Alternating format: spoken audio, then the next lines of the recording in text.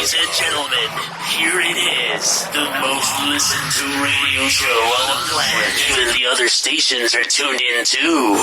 Check. What up, world? It's the man with the plan, Bert McGurk, aka PR, the King of Hearts, and you are now tuned into Clocking Out, the podcast you listen to when you need to get motivated and inspired to doing bigger and better things. How's it going, everyone? Thank you for tuning in to another episode of Clocking Out. I'm your host, PR, the King of Hearts. Hold on, I got all this echoing going on. And tonight, yes, we are with a special guest, Sarah. Sarah, how are you doing? I'm doing great. Thanks for having me. I'm honored to be invited on. Thank you for coming on. I really appreciate you taking the time. I really like your setup in the back. Like, I'm super jealous. Yeah, I've got I can move my camera around. I've got all my Legos and some of my books, and then where you can't see is like some Harry Potter stuff. That's what I'm saying. That's what I was seeing right there, and I was like, "Oh, I love it." But that was collected before I ever started doing any kind of streaming anything. So that would just happen to be like a coincidence, and I was like, "Hey, that's a good backdrop." Exactly. That happens a lot, mostly with the stuff that you have around, right? You Pretty much expect it. It's something that represents you in a good way. Yep. So before we get into anything, I know that you do video game streaming, correct? I do. Yep. And besides that, is there anything else that you do streaming wise besides for video game streaming? Do you vlog? Do you I do a little vlogging, but I do that for my members only channel, like that section of my channel, where I give them a little bit like of, update to my life, insight into my personal stuff, and take them with me on little road trips or things like that. So I do that, but it's for the paid members. It's kind of one of those perks that you get. So I don't really put that out there for the general public, although I've had people say I should do that. Maybe one day. Hey, you never know. It's step by step, but at least you toy around with things like that, which is good. I started out making videos first before I started streaming, when it came to the whole video game thing, because I wanted to ease into it. And it took me a while to even be convinced to do it, because I was like, I'm old. Nobody wants to watch somebody who's old playing video games. That's weird.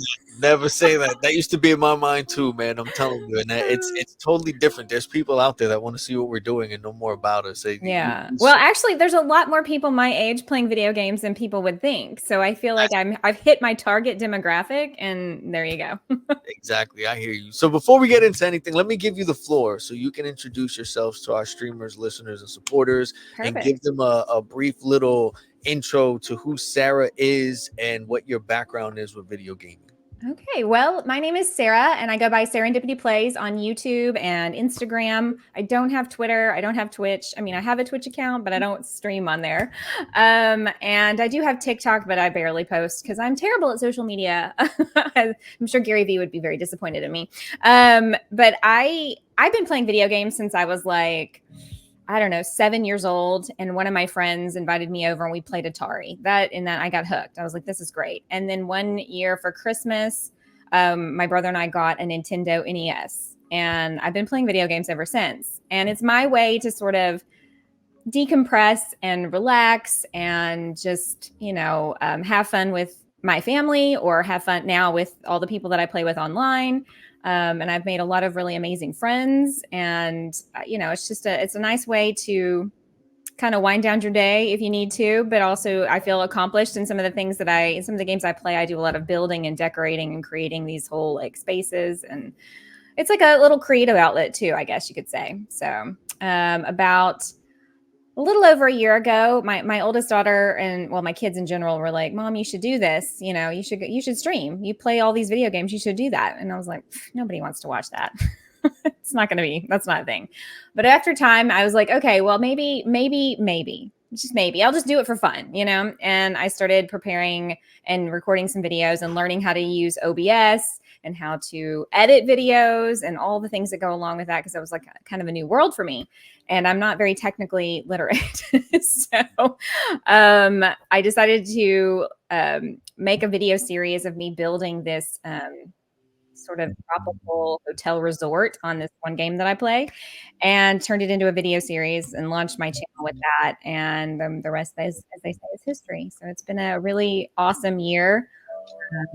and I've made a lot of friends, and I'm having a great time. It's challenging because, like I said, I'm not very technically oriented. I've had to learn a lot of software and how to hook all the things together and plugins and drivers. And I didn't think it was. I knew it was hard, but I didn't think it was going to be that much of a learning hurdle. And I've had a few people in the YouTube streaming world that I've admired, and I knew it wasn't this super easy. You flip a switch and you jump online and you start streaming to people, but I was not prepared for the amount of things I was going to have to learn. And I have appreciated every single person along the way who has given me advice or given me some tips or, hey, maybe set your thing up this way. Your sound will sound better. Your video quality will be better. And there have been several people who've been very generous with that information. And so that's really nice. And we've got a lovely little community. And hello to all the people watching right now. I feel like I've been talking a lot, so I'll stop and let you go. No, I love it, and that's exactly what we need. We need to get an idea of who you are and everything. And you literally like, oh, I'm sitting here like keeping track of what you're saying and going through my questions to make sure I don't ask anything twice. But everything that you're saying is exactly what people like us are looking for when we're having that first initial interaction with someone. Perfect. And one second, I'm being told that we're not being heard on Oh no. on X. What's going on? Something should be working over. See, technical difficulties. I'm Yeah, telling you. but it happened. I'm pretty sure we're good. But hop over to Twitch or on YouTube, and you can from what I'm seeing and hearing, everyone can hear us over there. Maybe there's just an It issue. looks good. It looks good on Twitch. So what I wanted to get into, because you touched on a lot of stuff, Yes. and what you mentioned your first time with handhelds and video games and everything like that. And Yeah. what was your actual first video game that got you like really hooked to the point that you were running back to play it every single day, and that you wanted to either beat it or you just wanted to get really good at it? There were two. The original Zelda, like the open world scrolling screen original Zelda, and then Super Mario Brothers 3. I was obsessed with that game when I was a kid. I'd played all the other ones, Mario 1 and 2, but for whatever reason, that some of the added features for number 3 just really made me like that game so much more. And like speed running the levels and all the things that you do when you're a kid and trying not to die and rack up all those extra lives, that kind of thing. So those are probably the two initial ones that really sucked me into the gaming world. And the Legend of Zelda series really throughout my childhood and teenage and adult years. I'm still playing Zelda to this day. So Yes. I love Zelda. My favorite, like I loved all of them. The first time I ever played one was on the Game Boy one. A friend of mine let me borrow his Game Boy, and that was the only game that he had on it. Oh, and yeah. At first I didn't like it, and then the more and more I played it, I got addicted to it. But then I played the regular one for N64, Ocarina of Time. But the one that I really liked playing over and over again was Majora's Mask. That was the one I was really hooked on for a while, for whatever. See, and that I didn't play that one, but like one time through, I think. But Ocarina of Time has some special memories, and then Twilight Princess is when the Wii U the Wii came out, not the Wii U, but the Wii, and then of course when Breath of the Wild came out, I played that obsessively for like a year. I'm a completionist to some extent when it comes to some of these games. And so I wanted to get every Korok seed. I wanted to do every shrine, every side quest. It was a little bit intense. I love it though. I love getting into that. I'd rather get into things like that than wasting my time doing other things around there and getting into things that I don't need to be into. So I really got addicted to games when I was younger, and it just became not only an escape, but like I don't know, you get like this focus on certain things. I don't know, maybe it's just me having an excuse to play video games, but I feel like it helps you either notice things here and there when you're really not trying to notice it, just because you get like this, I don't know if it's a second instinct thing, but it's like while you're playing, you can still notice that there are things that are going to happen before it happens, whether it's like a repetitiveness in the game or just the way that things are laid out. And I feel like a lot of those things can transition to life, and that makes you even get more connected to games, just like no different than people get connected to like TV shows on Netflix or movies or certain music artists, like. I think it teaches you too, with some games, you do, like you said, it's a repeatable thing. And say you're not skilled enough and you have to build that skill to get to complete the level or get the boss or whatever. And I feel like, to me, you know, it's like the perseverance of, okay, I'm gonna beat this troll today. Yes, You know? exactly. Yes, that's the thing. It's the competitiveness that comes out of nowhere, and that you just like really focus on it and you tune in. Yeah. Yeah. And I like those adventuring type games, but here lately in my more adult life, like, you know, 2020, you know, we all know what happened then. And, you know, Nintendo came out with the Animal Crossing New Horizons game, and it came out at the perfect time because everybody was going into lockdown. And so everyone was playing Animal Crossing. And I really got hooked into the whole like decorating and designing aspect of games, because I had basically been an adventure game kind of player, you know, a lot of Zelda, but also things like Diablo, Warcraft. I'd never played World of Warcraft because about that time in my life, I had a lot of other things going on. And so gaming wasn't a priority right then. But so I transitioned in about 2020 to these more like design, decorating, layout type games like Animal Crossing. You can play Animal Crossing for what it is, but most people play it to decorate their house or their island, or they get special villagers to come in, you know, that kind of thing. So I've kind of transitioned into that direction, but I do love a good, you know, combat game from time to time. I'm not into Call of Duty or any of those kinds of games typically. I tend to like a little bit chiller. A little bit more chill, a little bit more cozy, what they call cozy gaming. You know, I would consider Zelda to be a cozy game because you don't have to go fight the goblins. You don't have to go fight the bosses if you don't want to, especially in the open world ones. You can just go explore if you'd like, which is, I enjoy that. It's like a scavenger hunt, you know, it's fun. So what initially drew you towards cozy gaming, like designing and decorating and things like that? I think because I would enjoy it in real life, but economics sort of play a part in not being able to like really design my house the way I would want, you know, because I have expensive champagne taste, but I have a cheap beer budget. You know what I mean? So I can sort of vicariously live in the gaming world and do all this. Like right now, I'm really into this game called House Flipper 2, and you can totally renovate houses, build houses, decorate these houses. And so it's kind of flexing that side of myself that I don't really get to do in real life because I just don't have the money or realistically that kind of time and skill. I don't know how to build anything. So in real life, in a game, I can do it, but don't give me a hammer and nails. I don't know what to do with that. No, I hear you. There's a lot of things that I feel like, I don't know, sometimes I get too into things. Like maybe Call of Duty makes me think if an actual terrorist jumped in somewhere, I'd be able to defend people, knowing damn well I can't. But it's one of those things that I understand, like, but you get comfortable with it. Like whether it's the way you look at it in the game and the layout and you just knowing how certain things would look before you even put it out, it's like it becomes like a second nature, like a quick reflex thing. Like it's just in you already that you can do it. But I would believe that you can still transition those things into reality still in some way. And I've had a lot of people comment and say, well, yeah, I think you should be an interior designer. And I'm like, well, I mean, it's one thing having a game with all the options, you know, and to then in real life go, oh gosh, how do I make this work in real life? You exactly. know? No, I get you. But I think everybody that I follow, you know, who sort of designs in their games, we all have sort of a signature way we do it. Like some people are very nature oriented and they can do these really beautiful landscape type designs. And I'm definitely more like interior design where I can decorate a room inside. So I think everybody has like their signature thing. And that's kind of fun to sort of flesh out as you get a little bit more experience and go, okay, I'm really good at this. I can partner up with so-and-so because I don't do that very well. And they can come over and help me make that side of it better. And then I can go help them if they're, you know, they have less skill in something. So it's a fun collaborative thing too, because you might do something better than they do and vice versa.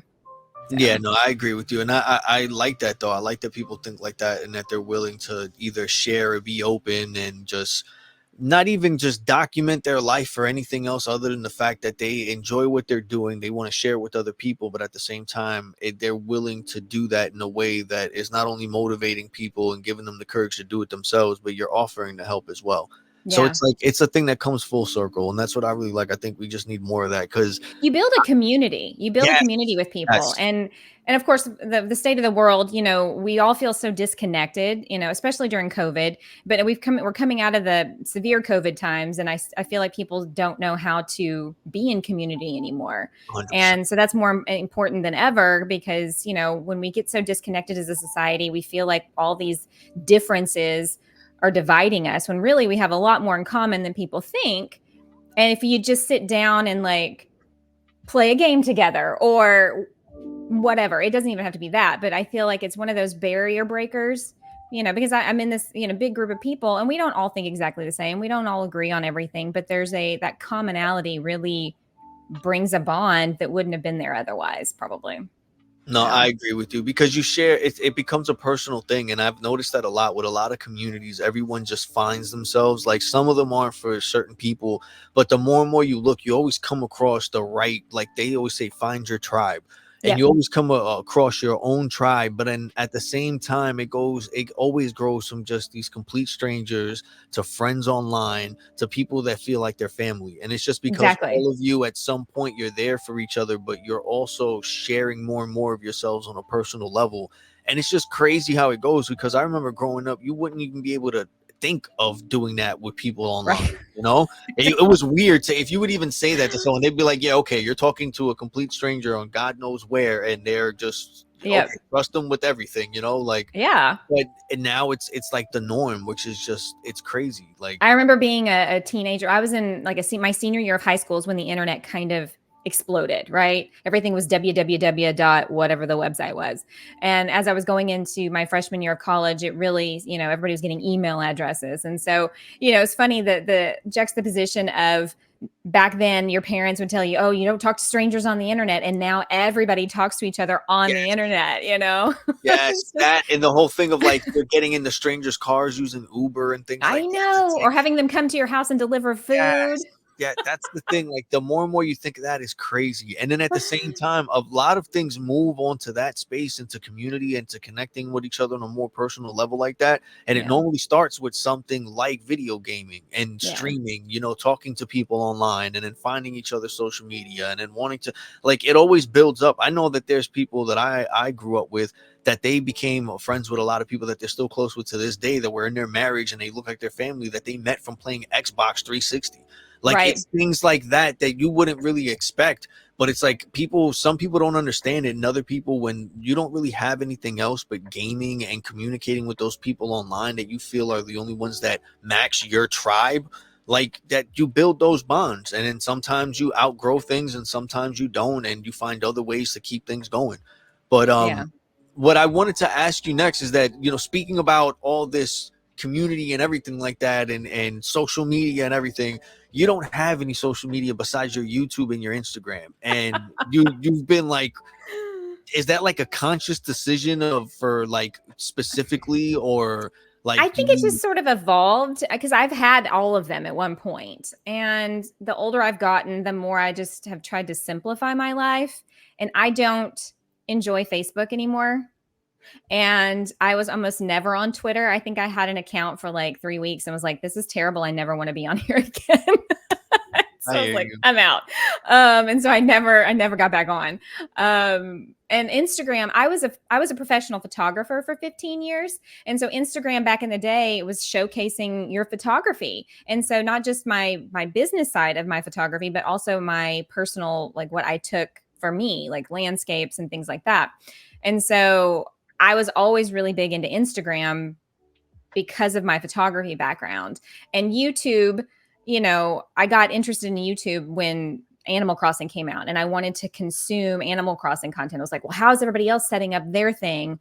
I want to see what they're doing. And so I've kept up with YouTube and Instagram because those are my two interests, and everything else has just sort of fallen by the wayside, not because of any big, like, I'm going to take a stand against social media, but I just don't use Facebook. And it's mostly, where everybody goes to like gripe about their problems and, or like brag about how amazing their life is. And that's great and all, but like, I don't know. I feel like the people that I want to keep in contact with, I have their number and I'll just text them. You know what I mean? I agree with you. I think the same way too. I like using social media because like sometimes like I keep in contact with the people that I are close by still, but Sure. it's a once in a blue thing. And then like I mentioned before, you're so consistently online that you're more in these communities than you are in the real world. And then you start building these bonds with people that you start feeling like they're family. So I feel more close. I feel like I've shared more personal things with people that I've met in these communities that I'm Yes. still in contact with this day than Yeah. I do in my real life, like my family or And something.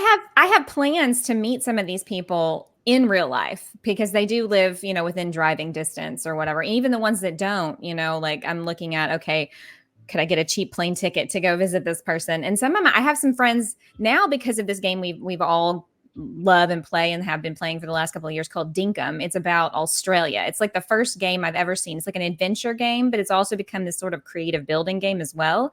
And it's about Australia. It's set in the Australian outback, and it's really cute. I love it. It's like my favorite game probably ever. And I've met a lot of people who actually live in Australia, and they're like, "You should come visit," And so it's one of those things where I'd never really thought about going to Australia before, but now because so many of my friends who also play this game are there, and we're all friends on YouTube, and we're friends in Discord and on Instagram, I was like, maybe I'll make that a bucket list trip or something one day to go see everybody. Because they really do, like you said, they feel like family. I talk to them almost every day, and there's people in my real life I don't even do that with. So my physical, I'd see them, in my real life. So it's an interesting, but I feel like the internet has been such a wonderful tool. I mean, I both love and hate it at times, but to be able to connect with people, not just locally, but like all over the world who have similar interests to you or similar struggles in life, and also be exposed to so many different cultures and so many different like places, that you wouldn't, necessarily be able to experience otherwise. And so I've thought that's been really awesome because I don't have a tremendous amount of extra funds to just go globe hopping. I would love to do that, but I just can't practically. And so, kind of through these games and through my relationships with these people I've met, you get to sort of get a snippet of what other people's lives are like other places. And it really, I think, opens your sphere a little bit more, and you see other perspectives that you wouldn't have normally necessarily been exposed to, otherwise. So I really do like that about all of this, and the argument of how you pronounce certain things, pergola versus pergola. It's a big thing between us Americans and the Australians when we're playing this one game. Just these little tiny rivalries, but we love to rib each other about, and the little inside jokes that you get. It's great. I have more friends online right now than I do in real life or in my present, physical life. And, it's kind of interesting how that all works out, but I'm very lucky to have them all. And they've made this last year infinitely better than it would have been. So I do appreciate all of them. And for them who will watch later, hi guys. Yeah, a lot of them were here in the chat also earlier. We have Robert.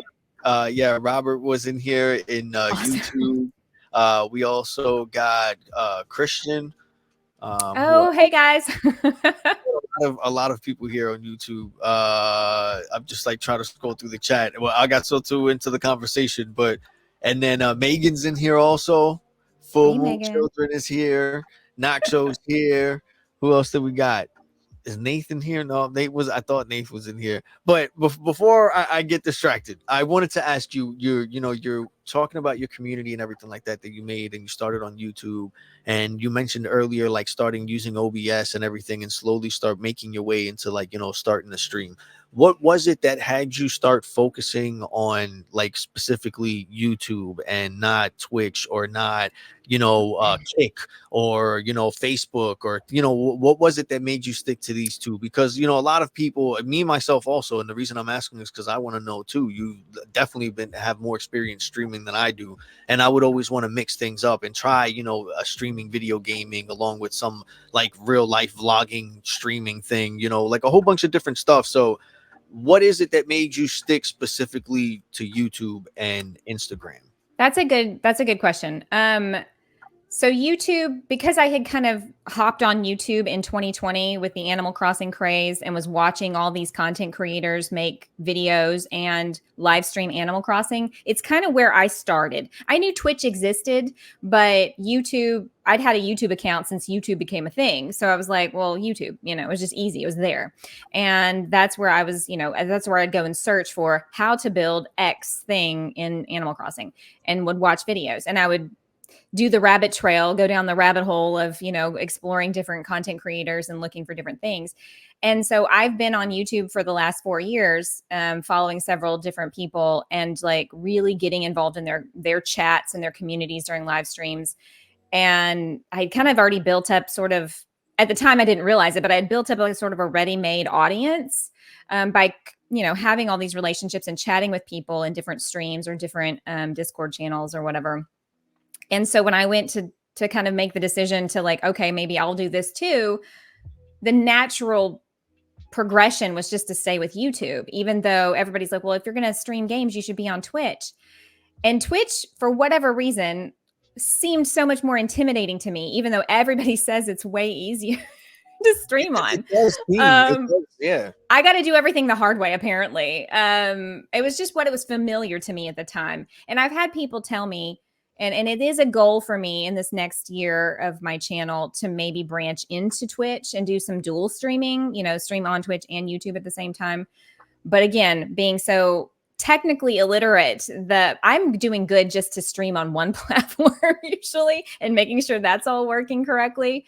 And then the thought of doing it on two, just like, I've got to keep up with two chats. Like I can hardly sometimes read the one that I have and keep up with them. So I'm just trying to like baby steps, and get into that. Like I felt really accomplished the other day when a friend of mine was telling me about this plugin for OBS to do vertical videos for like TikTok and your stories on Instagram.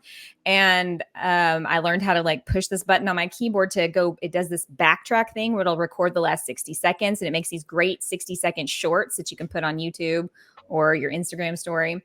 And it's little things like that. I'm like, oh, I feel so accomplished. I learned something. And it's like most people who are very technically literate are like, yeah, that's easy. What are you so like? You're so excited about something that's so basic, but it's little things like that. And I have to do so much research. I have to watch a how-to video to set some stuff up because I have no idea. So I'm watching all these people on YouTube and their how-to videos to figure all this stuff out. So I think for me, it was just YouTube was the natural slide in. I already had a built-in audience with all these people I'd already had friendships with for the last 4 years. And, I started my channel and literally had, I think, 50 subscribers within like 2 days, because I had so many people that I knew, in the YouTube streaming world that were like, oh yeah, we'll come support your channel. And it's just kind of grown from there. I'm actually kind of surprised at how sometimes it feels slow to me, the growth. But everybody's telling me it's going really fast, that I've just reached 800 right as I hit my 1 year mark, 800 subscribers, which is a big deal to me. Yes. I never thought more than like 50 people were ever going to subscribe. So that was really exciting. That's a big goal. Congratulations on Thank that, you. because it's definitely not easy. It's a lot of people think it's like you mentioned, like some people, whether you're new to it and you're getting into it or whether you're just watching someone do it, a lot of people just think it's just you're flipping a switch and that's it. Everything just automatically starts working.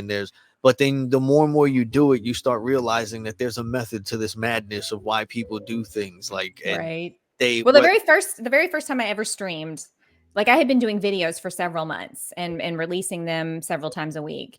And the very first time I was going to go to stream, I was so nauseous and like, I'm going to throw up. Like I was like so panicked and like shaking. And like I had 40 or 50 people in my chat because everybody was like, oh, it's her first stream. Let's go support her. And I was like, panicked, like, no, don't come watch later. Like, yeah.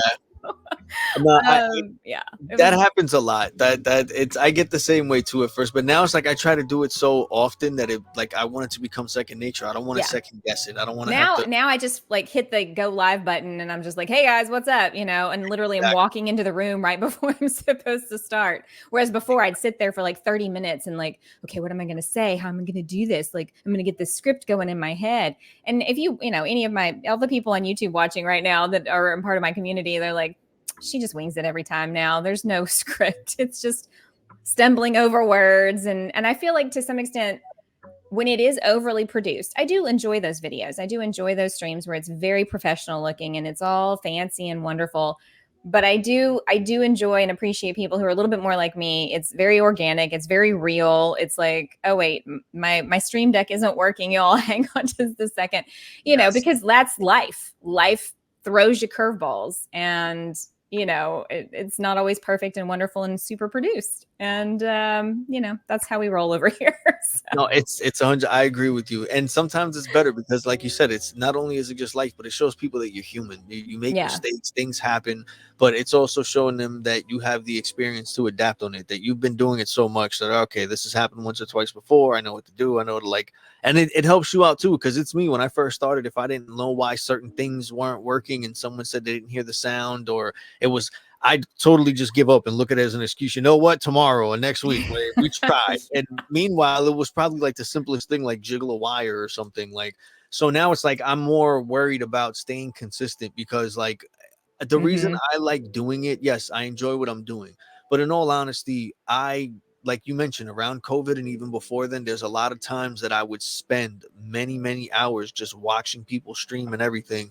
And it would keep me from overthinking about things. It would help Yep. me relax. Like, it doesn't matter what it is, but you find yourself gravitating to these streamers and content creators and everything. So I always look at it like if I can just do something to help guide the way to someone who needs that, whether it's to learn something or whether it's to be distracted or be entertained or whatever it is, point them in the right direction to someone who's doing it that actually cares about what they're doing. Like Yeah. if you're looking for someone who's streaming about video games, go to this person. You want someone who's going to educate you on taxes and everything, go to this person. Like, Yeah.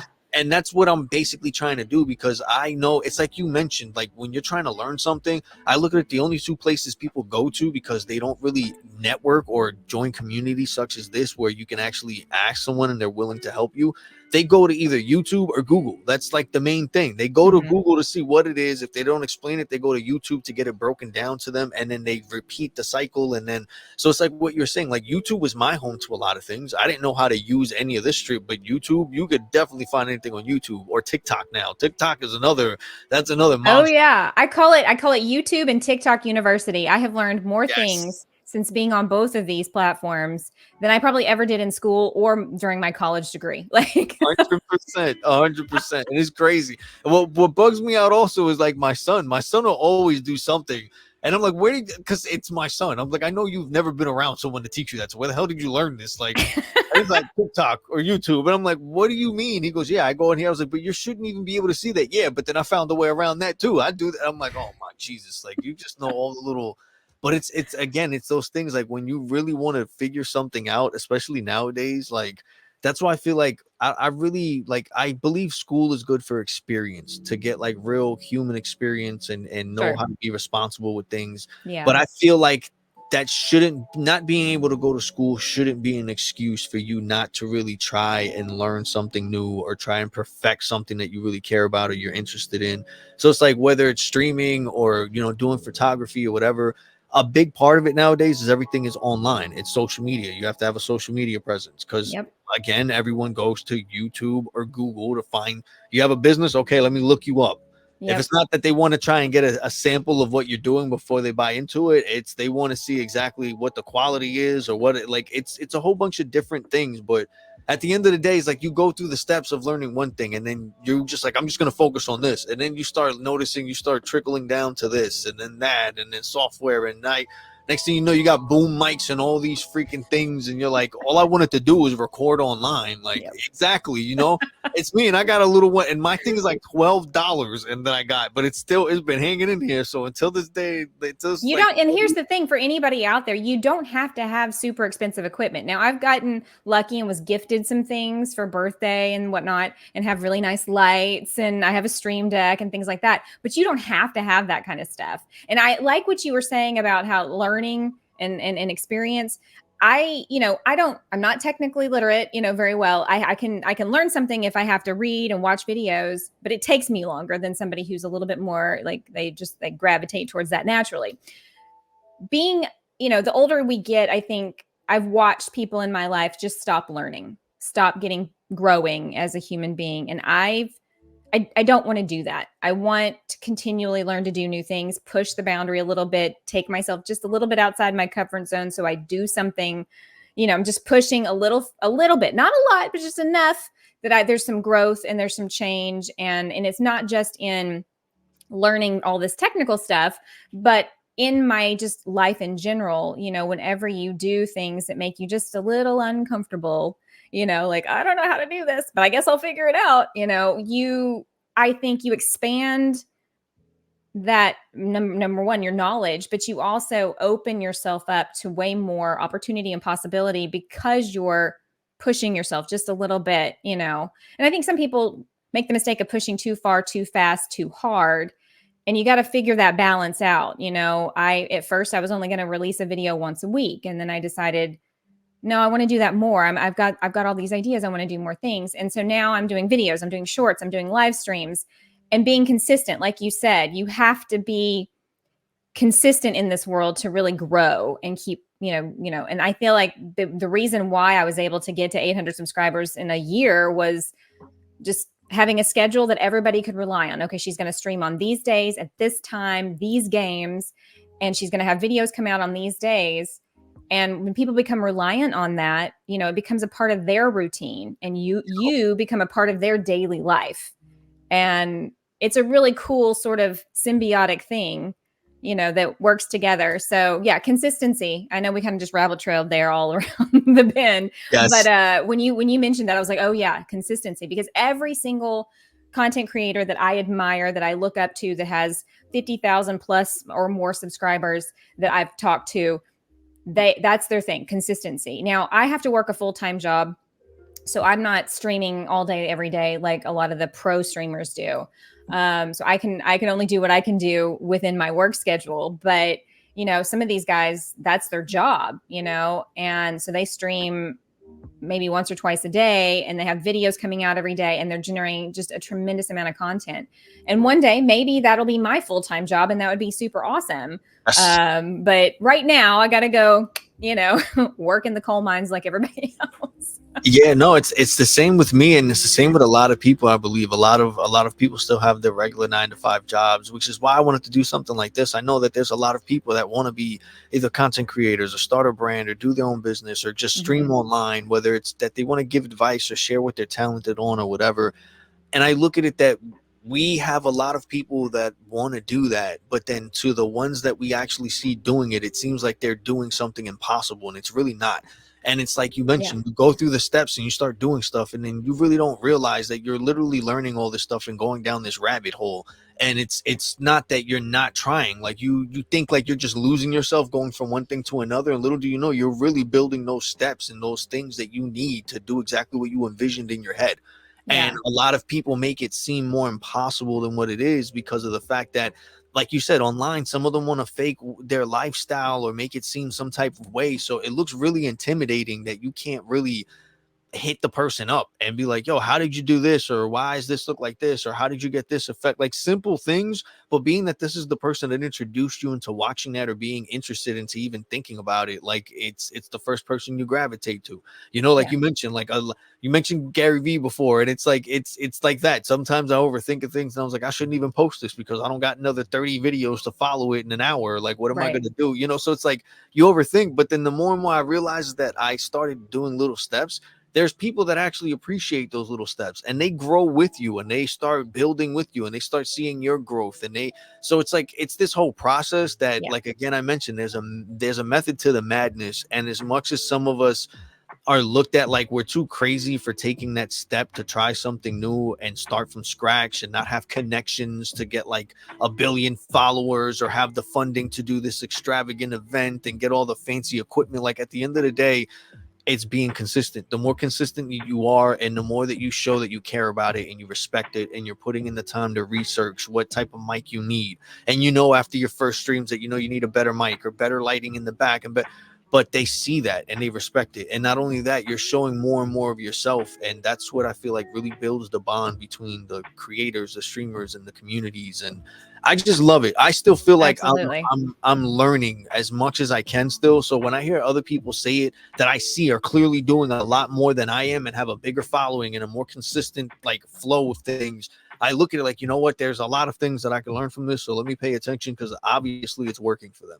So what Well, are they here's another thing that I would say to somebody, and I'm a baby YouTube channel, really. 800 subscribers, well, I think is amazing in the grand scheme of most of the people I follow. That's really small, right? But I didn't start with all this, double screens and lights and all the things. I had just a laptop. That was it. That's where I started. I even have like a short on my YouTube channel where I did the little, zoom in. This is where I started. And then I zoom out to this whole setup I have here and set it to music and all that. And I was really proud of that, because I was like, this is where you start. You start, because a lot of people don't have thousands of dollars to drop on all this stuff. And I had a lot of people in the beginning asking me like, how did you do this? And I was like, you can cripple and sabotage yourself by overthinking and wanting to get to a perfect place. Oh, I need this to be perfect. I need my sound to be perfect. I need my video quality to be.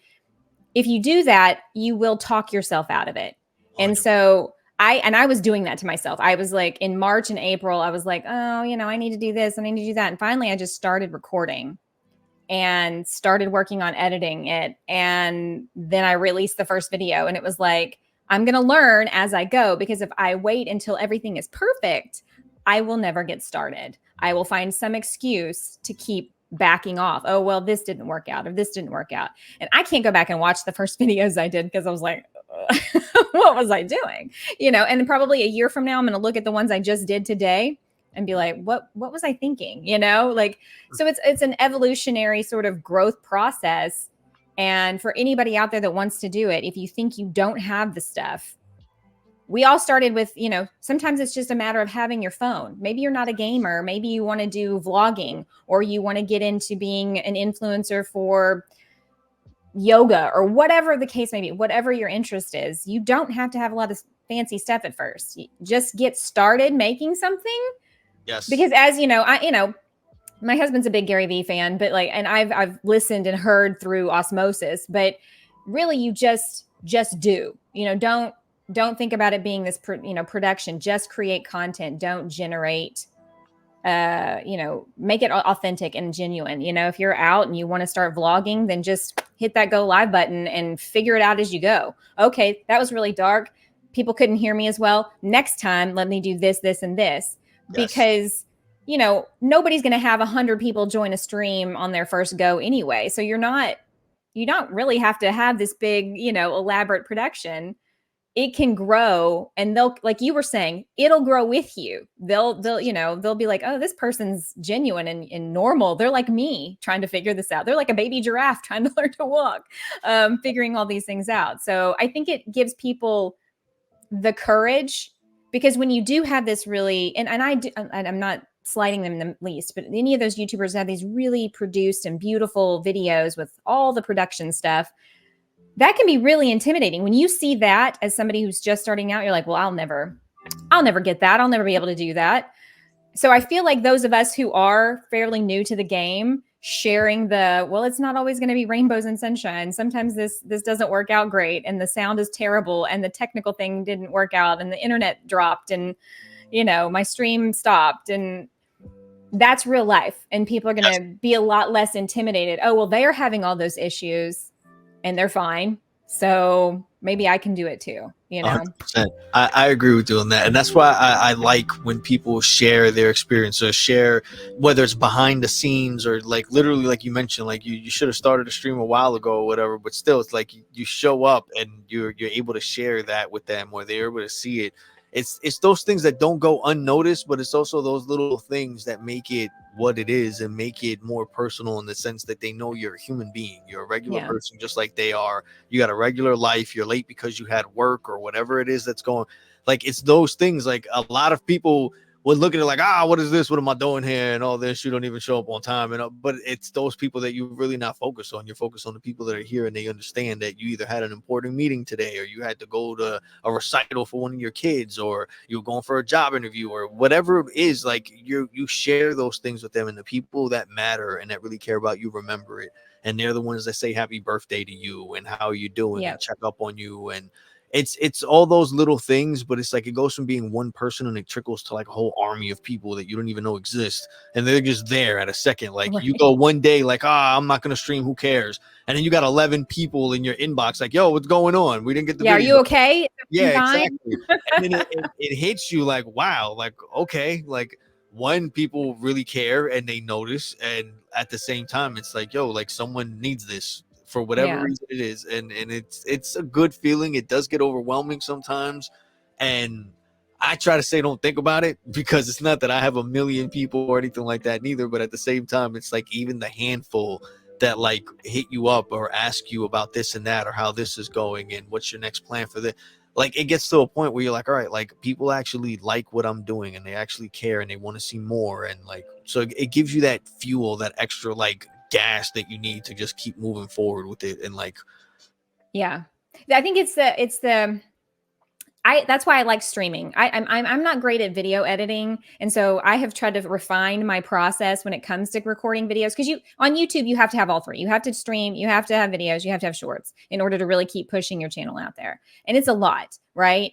I don't particularly enjoy editing, and so I'm trying to streamline my process so I can do everything in one take. I'm not, doing video and then recording a voiceover and then mashing that all together and then doing a music overlay. Like I'm really just trying to do it all at once so that I don't have all these hours invested into one video.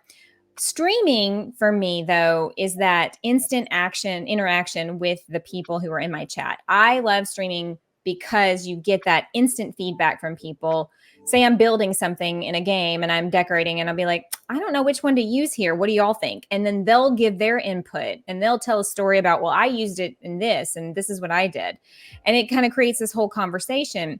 Whereas when you're just putting a video out there, they can comment on it, but it's not in real time. You don't get that one-on-one interaction. And so that's my favorite thing, the streaming. Now, I'm typically... I know y'all are going to be like, no, she's not. I actually am pretty introverted. The older I've gotten, the more introverted I am. And that doesn't mean I'm shy. It just means my social battery has a limit, And so I can't stream, even if I probably didn't work a job. I'm not sure I could stream every day for 4 or 5 hours at a time, because I get to a limit, I think that everybody has that. It's just in varying degrees. And mine, as the older I've gotten, the smaller it's gotten. So, no, I agree with you. I do enjoy that one-on-one, back and forth with the audience that you don't get in a video. So. No, I like it also. I think there's something more personal about it too when it's on real time and you're there to respond and everything. Like it's me, sometimes I overthink and I struggle. Like I'm focusing on the conversation and everything, and there's so many people here in the chat, but at the same time they're interacting with each other and answering each other too. So I don't want you guys to think that we're ungrateful. We see you all here. Thank you, Sonny, for joining. Thank you, Nacho. Thank you, Robert, for kicking it. And you too. Everybody, cease the game. I see you. Brofit, you're in here also. Megan, you're still in here talking to everybody also. I really appreciate all of you still hanging around. I love that. I love watching them all talk with each other. Yes. Because in a lot of the games that I play, I'm really concentrated on what I'm doing, and I'm trying to like build this thing and like make it look right. And then I'll look over at chat and they're all having this great conversation. Exactly. I'm like, well, good. They're entertaining themselves. I don't need to do anything. I'm good. Exactly. I overthink about it. And then like the more and more that this has been going on, like it went from just being one or two people in it, asking one or two things here and there, to then you just start seeing it going and you think like they're asking you things, and little do you know, they're talking amongst themselves, and they're like, but still, it's just great. I love things like that. Like from this is why I like applications like this and like X, and a lot of things are just on real time. YouTube also, I need to play around with that more too. This is my first time that I've had people really active in the YouTube chat, so it's coming up on here also. Most of those people are from my channel. Exactly. That's what I'm saying. So, but it's a learning experience for me, because now I'm getting to see how it is when there's multiple things. Normally I just see the Twitch chat coming up, but like now it's a mix of everything, and it's just it's weird to see because I haven't seen something like this before. But it's so Yeah. active, and it's so many people showing you love and support and saying hi, and they're talking to each other about video games and everything too, naming their favorites and what they played. Like, it's a bunch of stuff that I'm still trying to catch up on. But again, it's a thing that I enjoy the process. You start, the more and more that you really doing what you like, you enjoy the process, no matter how much time it takes, no matter how frustrated you get. Sometimes you find yourself going back into it the next day, and you keep going and going, and then you're just like this beast at it, and it's like nothing. Then you got people asking you, how did you do this? When did you Right. do that? What do you use? What light? What mic? What, and it's things like that. And you start getting into it. You start talking about things you actually care about with people who actually care about it. So Right.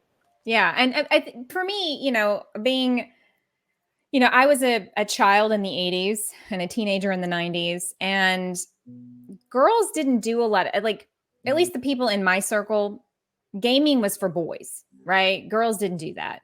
And so for the longest time, I didn't, if I wanted to play video games, I was either doing it by myself, a one player game, or playing with my brother, or playing with cousins or friends that were guys, because none of the girls in my life played video games. And so now, here as an adult, playing video games, and I have this whole like swath of like women that also play now, and I was like, where were y'all when I was a kid? Because like I felt like a weirdo, and like people would look at me funny even now. Like, I'm 45 years old, and when I say, oh yeah, I like to play video games, and I don't really, like, at work and things like that, I don't tell anybody I have a YouTube channel, because I don't need that kind of scrutiny from my coworkers. But like, when you tell people in everyday life, like, oh yeah, I like to play video games, sometimes they'll look at you like, aren't you a little old for that? Like, what? But the thing is there's so much about it. We were talking about the community of it all, but there's the relaxation. It's like, some people, they like to go golfing. How's that different? Or some people like to crochet, or some people like to collect trading cards and organize them and alphabetize them and put them in cases. So like, I feel like everybody has their thing, and we shouldn't attach a gender or an age or any of that stuff to it, and I feel less judgment because now I'm around a bunch of people who are also very similar with as I am, and very interested in video games. And so I don't feel like such a weirdo old person playing video games. But one of the things about it for me is it was an escapism when I was a child. But then as I had my own family, I would play with my kids. In fact, I remember there were many instances where we would sit and play Ocarina of Time and Twilight Princess and Mario Kart and, Wii Sports and Wii Sports Resort, and just had the best times and a lot of great memories. And I'm sure if Megan's still in the Twitch, she would agree that there's a lot of their childhood where we all played games together. And I didn't have that with my parents. They would never have played a video game in a million years. Are you kidding? Like, board games, maybe, but so I feel like it's been a good bonding experience as a family, but then also, it's like I said, it's opened me up to a million relationships, and I'm really appreciative that I've found sort of my people, because I feel like I found a lot of people in my age bracket and older. In fact, Sunny, if she's still in the Twitch, she's one of my best friends, and she's old enough to be my mother, but I don't see her that way. She's my buddy who I play video games with. And I think it's so amazing that so many of these women that I've befriended, they're older than me and they're more into it than I am. And I love that. That gives me so much hope that the older I get, the cooler I'm going to be. yes, I agree with you. I think that's the effect of it also. And yes, Sonny's still here. And then we also have Robert saying that he's saying, hi, Sarah, I'm 50 and I'm still playing games. So Nacho, classic. Your daughter's in here too. She said that playing video games. You guys play video games so many times, so many video games growing up together, and it's some of her best memories. Yeah, that was kind of like our family thing, like some people do board game nights. We would do Nintendo like console gaming together as a family, and their dad was never really big into it, but he liked to watch, us play and have a good time. And I think it's, it's one of those things that, I'm glad I was able to impart that with my kids. And it's something we actually just, my youngest daughter turned 16 a couple weeks ago, and we had like a big family thing here at my house, just the 5 of us, and we played video games all afternoon for her birthday, kind of as a throwback, because my 2 older children have moved out and left home, and so it's just the youngest, and it was a nice time to come together and bond as a family and play these games that we hadn't played in years. So it was very nostalgic and reminiscent, and also just a good way to hang out for the day. So yeah, I for me, it's played a big role in my life, both as my childhood and in my adult life with my kids, and now with all these friends that I've made. So I love that. I love the fact that you actually like still do that with the kids and everything. I play, like, it's weird. Like, the technology is so different now. Like, I try to yeah, play games. The only one who really like plays games with me, and like even when I'm not with them because I co-parent, but me and my son are always jumping on to play Fortnite. I used to hate yep, Fortnite. You don't understand. I just hated it. I refused to ever download it.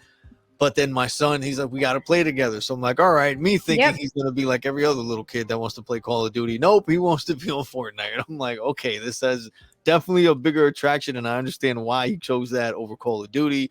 But it's like, I went from hating the game to like, I fell in love with it only because of the fact I played with him so much that Yeah. it became second nature, and I started learning everything. And the more and more that I got into it, like we just bond more over that. Like, we'll be here in person and we're fine, but we communicate so much more and better while we're talking to each other via chat for whatever reason while we're playing Fortnite. Like, Right. it's just weird. Sometimes we'll be in the lobby, and he'll just be going through skins and show me his collection of skins that doesn't end, and then tells me the story, and he swears he remembers the date and the time and the reason and why. And I'm like, really? Okay, all right. And or if I go over to his house and we're over there, like, I'll watch him play for hours and hours. But it's a thing like that's like you say, it brings nostalgia. And like, I wasn't able to do that with my parents, Yeah. but it's different now because it's like I could do that now with my son because he's into that. My daughter, she's into the whole VR thing. So she's in her own Oh, world. She's in okay. the room jumping around. And I'm like, well, how do you know where everything is? Oh, I made a layout and I drew a grid. And I'm like, I don't even know what you're saying at this point. Like, I just pick up a remote and look at the screen. Like, what are you doing? Like, it's a good exercise. And if I ever need to fight ninjas, and if I like, she has a million excuses and all these different, but she's into that. And I can't play that. That gives me a headache. Like, I like the regular games. Like, Just regular games. Yeah, I'm kind of like you. I'm more sedentary. Let me just sit here and do some stuff rather than like jump around. I used to be a console gamer, strictly consoles, right? There was a brief period there in the late 90s and early 2000s where I was playing PC games, like all the Blizzard games, Warcraft, StarCraft, Diablo. And then I transitioned more back into console gaming after that little hiatus. And then here in the last 3 years, I've really gotten back into PC gaming. In fact, I haven't really played on a console hardly at all since then, and I play all my games through Steam for the most part. And what I love about PC gaming and Steam is that you have access to all these different types of games, and the price point is so much more affordable. Like, let's face it, a lot of Nintendo games are like 60, 70, $80 now. And that's really, it's getting expensive, and is the playability there? Is it worth that much money? That kind of thing. You have to go through all that. So many of the games that I play on PC through Steam are very economical. They're like $20, $25, sometimes $15. There's one game that I play called Palia. It's free to play. Now they have things you can buy, cosmetic things in the game. That's how they generate their money. And I think that having access to that kind of thing is, I had really limited myself with console games before because that's expensive. And now, with PC gaming, I have this huge library of games that I've got because Steam has these sales like every few months, and you can get these amazing games for a fraction of the cost versus, shelling out, I think it was almost $70 for Tears of the Kingdom or whatever it was. Like, and not that I don't love it, but it's like you would have to really ration how many games you could buy. yes. Because it's so expensive versus with a PC. I realize not everybody has access to a computer, and a console is way easier. And I totally get it. And for me, that was the case for the longest time because as a photographer, I had all Mac products. I had Apple computer and MacBook and all that. And as y'all know, that there's very few games that are compatible with a Mac. That's the issue. So I wouldn't play on my computer because they didn't make games for that really. And so But yeah, I would definitely encourage anybody who's like really looking into a more economical way to play video games. If you have a computer, getting Steam and like getting some of the, you can get so many games. Some of them are like they offer them for free on Steam during a sale or like 99 cents. I mean, you can just it blew my mind because I was so used to console games and the price of console games.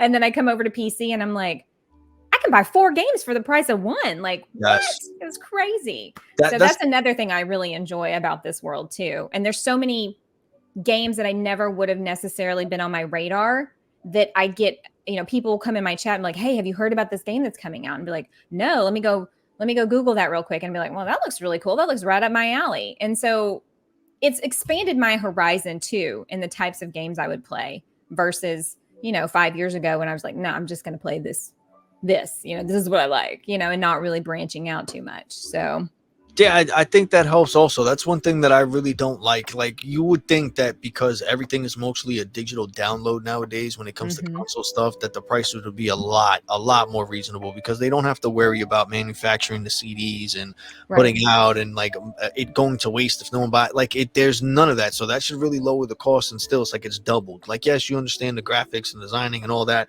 but it's like what you said, like you have to weigh the thing of whether it's worth it or not. Is the game replayable? Is it a one-time thing? Are you even really gonna like it? Is it like, so it's things like that you have to take into consideration when you're buying a game that, like you said, for the same price you can go online and just for a little bit of money and investing in the proper computer, like really it would pay off in the sense of what you're going to be saving, how many games you can get. And I used to play only like what they call AAA games, the big titles, that consoles would come out with. And since PC gaming, I've looked at a lot more indie developers for games. And like that game I was talking about earlier, Dinkum, that's kind of, given me this entire wonderful community of mine. That game is a single developer. He developed that game over the course of like 4 or 5 years, put it in early access, and has had, and now I do some beta testing whenever he's got a new update that's about to come out. I get a key and I can do beta testing now for him, along with a bunch of other people.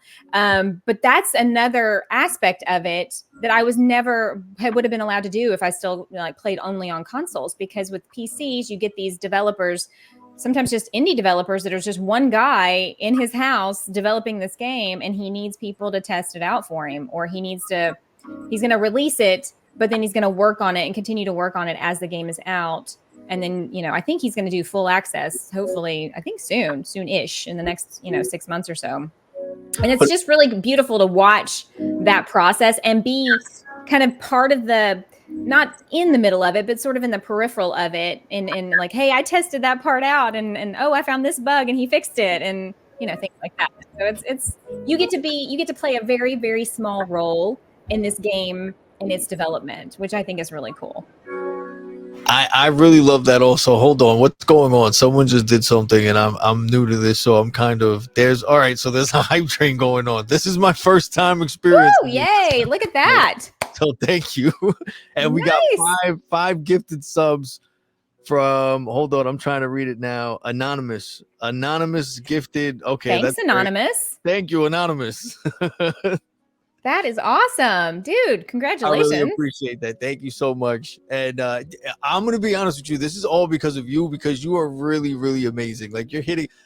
I'm really thinking like, yo, she's looking at all my questions that I have here, because you're literally going for one thing after another on my list. And I'm like, how is she literally doing this? So I'm like trying to pick. Well, okay, here's the thing. I also used to host a podcast. So yeah, you already know the gist. I kind of know how to do this, but don't let that deter you from asking me questions that that you want to ask, because I want to make sure. I just like vomit out words. No, but that's the thing. You're hitting everything. Like I tried to plan it out in the sense of if I ask this, then let me ask this after, because it's a follow up. And literally, you're doing the same exact thing. So I'm like, oh, this is crazy. I don't know. And it's weird because you look off to the side and it looks like you're looking at my notes. So I'm like, how is she doing? Oh, I'm looking at the chat. It's bugging me out. I'm like, all right, this is getting weird now. But it's great though, because you hit a lot of stuff, and it's a lot of things that I know. One, I'm curious of knowing, because of the fact, like I mentioned, you clearly have way more experience in this. I say that I've been streaming in a sense for over a good amount of years, but it was never consistently. The whole consistent thing didn't really hit me. What my mistake was is that when I first started trying to do any content, my idea was I wanted to do everything because, again, being a Gary V fan, everything is like do your own videos and record your own stuff and come up with your own script, and you gotta. And the more and more I kept overthinking of that, I'm like, yo, I have no one to work with. I have no one to record me. I don't know how to record. I don't know what I'm supposed to say in the way. Like, I would overthink so much about the algorithm. I was always worried about the lighting and the background. And like right now, my background is just a regular CGI, like just because I would always overthink if there's too much light, if I have anything cool in the background, if I don't in the so I would over stress about all those things that honestly, like you mentioned, it doesn't matter. It's about making the content and being yourself and being true to yourself and showing you care about it. And I didn't think of that. So in the beginning, like I would always stream like once every other month. And in my head, I'm like, yeah, I got this mysterious thing going on. And they're wondering what I'm up to. Meanwhile, not anybody. I got 2 followers. One is me and one is the actual site that I'm subscribed on. And I'm like, yeah, they're wondering what, like, and the more and more I started getting on it just because I just felt like streaming, and you start learning little things. And then the more better that you get at learning those little things, you start attracting these different people that you wouldn't have attracted before. And it's like just from the way that you talk and the way that you have your setup and the way that you got everything, like it shows you have experience. It shows that you've taken the time to think and analyze about how it looks, the colors of things you're using, things that are in your background, like all of those things, like it all goes to show that it didn't just come like one day you just hopped on and you got it. It takes time to notice those things and to do. No one else might notice, but me, it's like I noticed everything in your background right away. Because again, like I mentioned, look at mine. Like that's the first thing I'm always gravitated to. But that's just me. There's a lot of people that when they watch streams or they watch content, they're not even focused on that. They don't even care. Some of them don't even like want to see them. They just want to see what they're doing and see the game. Well, there's quite a few streamers that I follow. They don't do a face cam at all. They're just playing the game. And so, you know, for some people, there's a lot of anxiety of putting your face on the internet. For me, it was very important to do a face cam because I felt like even though I can't see the people who are watching me, it felt more like a connection. You know, they could see me. I couldn't see them necessarily, but they could see my face. They can see my inflection. It felt more intimate in a way. You know, not everybody has to make that choice. In fact, I get why some people don't want that. Totally fine. For me, that was just a very important aspect of it. And I really not even sure exactly why I could pinpoint that, other than I've kind of connected more with the streamers that I admire who have a face cam. When I can see them, it just feels more real. And the person I say is my mentor is this, his name is Cans Alone. That's the name of his channel. I started watching him like day 3 of his Dinkum content. I was like voraciously doing searches on YouTube, like Dinkum content, or Dinkum Islands, whatever it was, whatever I was searching. And he popped up. And I think when I started watching him, and I think I was telling my chat the other night, he only had like 7,000 subscribers. And I say only 7,000 because he's like very close to, I think, 50,000 right now. And he's done that in the last 2 years. And Dinkum really blew him up. And I was in his chat every single day. I used to work from home, so I could kind of put a YouTube stream on and have that going while I did some work. And I would chat with everybody in his community and what got to be like friends with these people. And so when I decided to start my channel, I did reach out to him, and he was very gracious and gave me lots of information. Some people gatekeep that stuff, or like, well, they think of you as competition, but he has not been that way. And no one else really in the community has ever given me that impression. They've always answered my questions. Oh yeah, do this. Don't use that over there. That's crap. It didn't work for me. And I was really very appreciative because I'm just a complete noob. And I also didn't want to step on their toes, so I was like, okay, when did they have videos come out? Okay, I won't put a video out during that same time. Yes. When are they streaming? I'm not going to stream at the same time with them, because I felt deference towards all of them for kind of giving me, they're like, here, let's part the Red Sea just a little bit for this new person who's coming in. And I was very, very grateful for that welcome. So Cans was a big influence for me. And to this day, we still chat. He's gotten huge. I think 50,000 subscribers is a big deal. And he rated one of my streams. And I cried on the internet so everybody could see, but I also had like a panic attack because I was like, all of a sudden I had like 200 or 300 people in my chat. I was like, oh my God. It gets And overwhelming.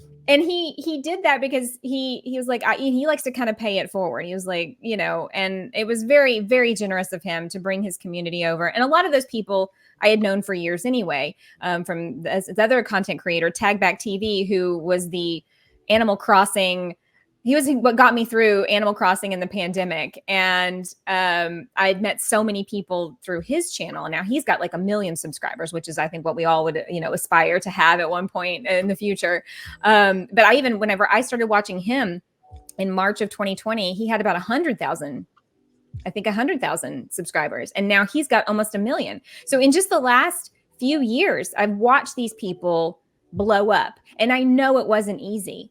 Because I watched the struggle. Cans does a lot of vlogging and personal videos for his members. And so I would hear, the struggle to get to a certain place, or the financial difficulty that it put his family in for him to follow this dream that he had and stop working full time so he could pursue it. And it was really cool to see. You get to see these little like insights into people's lives. And there's some of the other people in the community who've started just a little bit before I did, just watching them also build out and get that encouragement. Everybody's just so kind. They'll hop around to different streams. Hey, how's it going? I'm going to leave a like, because that really does help in the YouTube algorithm. They can't stay. People have lives, I get it. They're like, oh, I can't stay for the whole thing.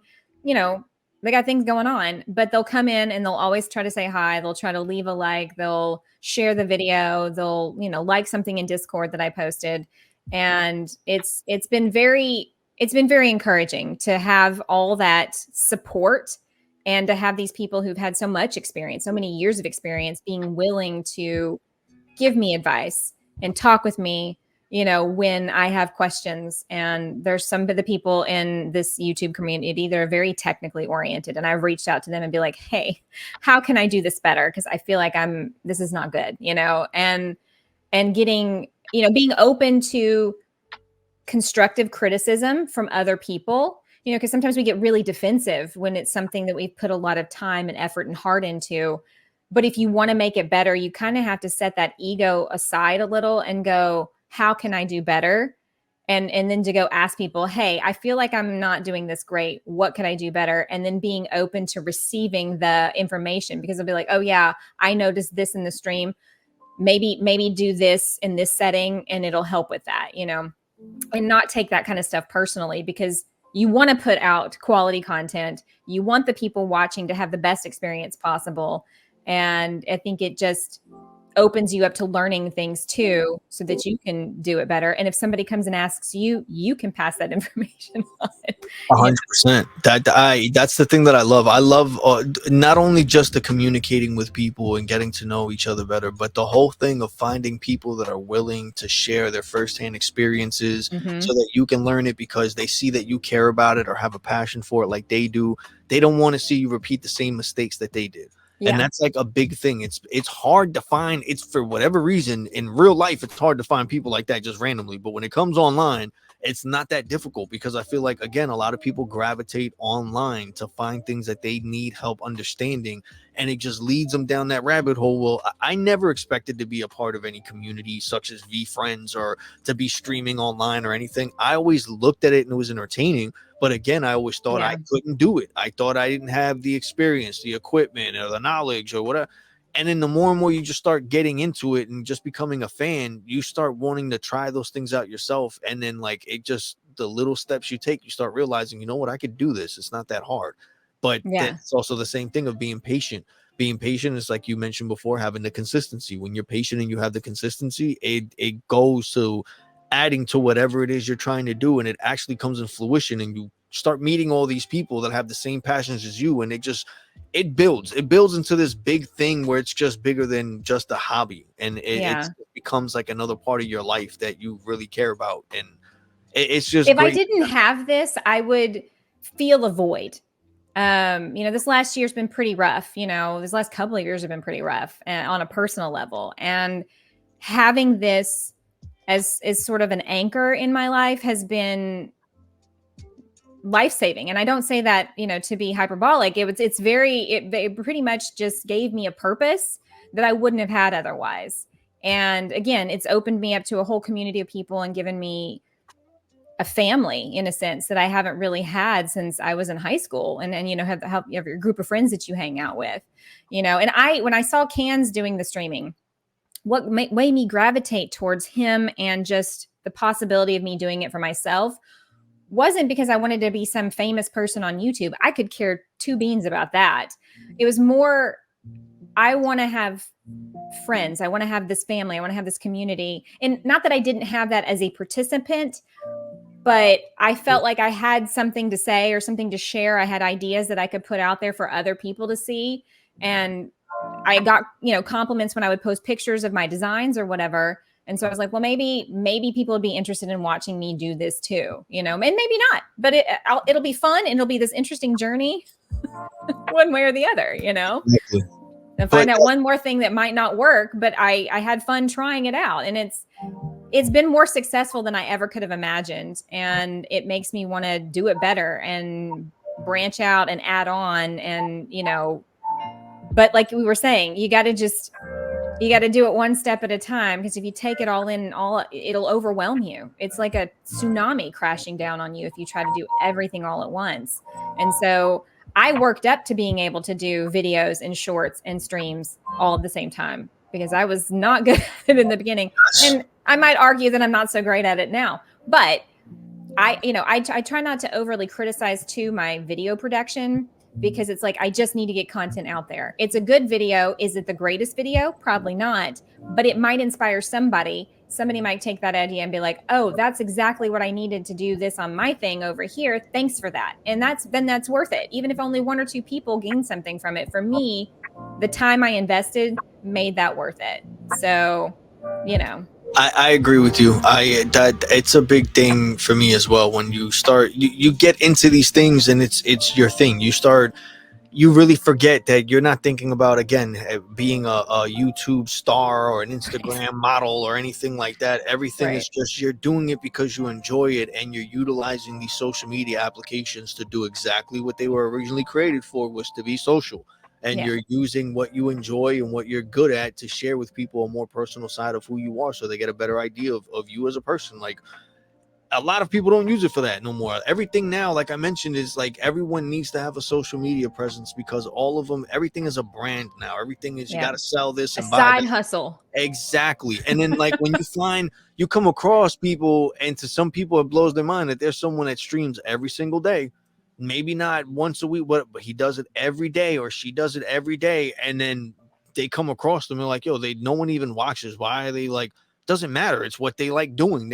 While they're streaming, whatever they're streaming, or whether they're talking about something or doing something or playing a game, they're doing what they enjoy and they're sharing it with someone. And you came across it, you didn't care, but there's going to be one person that does, or even a group of people that come across it that need it that day, that aren't able to play the game that they're playing, that aren't able to ride the motorcycle or the car or go into the house that they're in, or have the skill to design the things that they're designing in the game. Like all those things, like there's many different reasons. Maybe it's not even any of that. Maybe they're calm. Like, the one thing that really blows my mind to this day, I don't get it. I think it's witchcraft. I don't care what anyone says. It's ASMR. ASMR is definitely some type of like voodoo witchcraft. Like, I don't get it.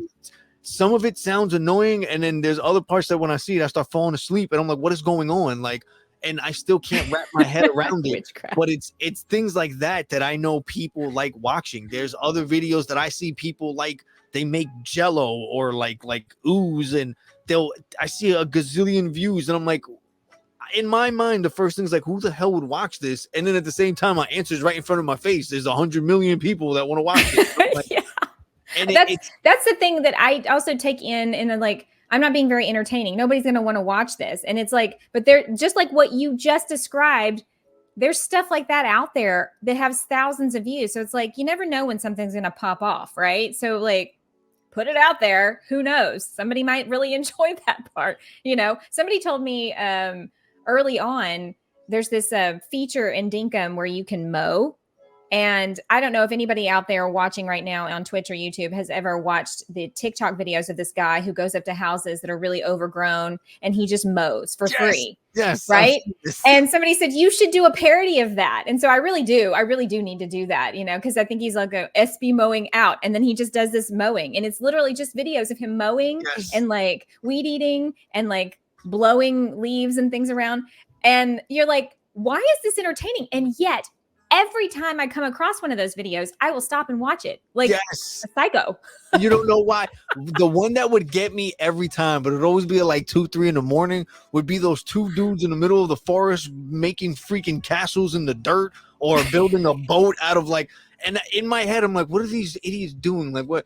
And then you just get caught into it. They start from digging this little hole to the next thing you know, they got a castle and they got like all these. Interesting, except we're all watching it. We're all just like, Exactly. I guess there's a satisfaction in watching that happen. And it's the same with the mowing. It's the same with those guys digging in the dirt, building these like elaborately dirt hut, cabins. You're just like, there's a satisfaction in watching the progression of that. But it's also mind-boggling because you think about all these things that are on like Netflix and HBO and Hulu that are like super produced. To this, yes. And like there are more people watching these TikTok videos of this dude mowing than there are people watching Game of Thrones. Exactly. It's crazy. And then when you think about it also, it's like the length of these videos are so short that we're literally just going from one thing to another. So it's because we all have ADHD, really, and we can't. Our attention spans are really little. Exactly, but it's crazy at the thought that even though it's just for a short amount of time, the things that have captured our attention, and even while we're watching, in the back of our minds, we're like, "Yo, what are you doing? Like, just change the channel, switch, swipe up. Like, what are you watching?" And you're still there, like, "Yeah, but maybe something different." Like, it'll be such a predictable video, but still, you watch. You watch, you already know the line by heart. You can already tell what's going to happen next. You know the bomb is going to blow up, the car is going to crash, like, and still you're there like, oh, let me watch it because it might be different the 100th time. Like, it's going to be the same thing, but for whatever reason, it's like those, and this may gross some people out, but those pimple popping videos from Dr. Pimple Popper. Yes, I hate that.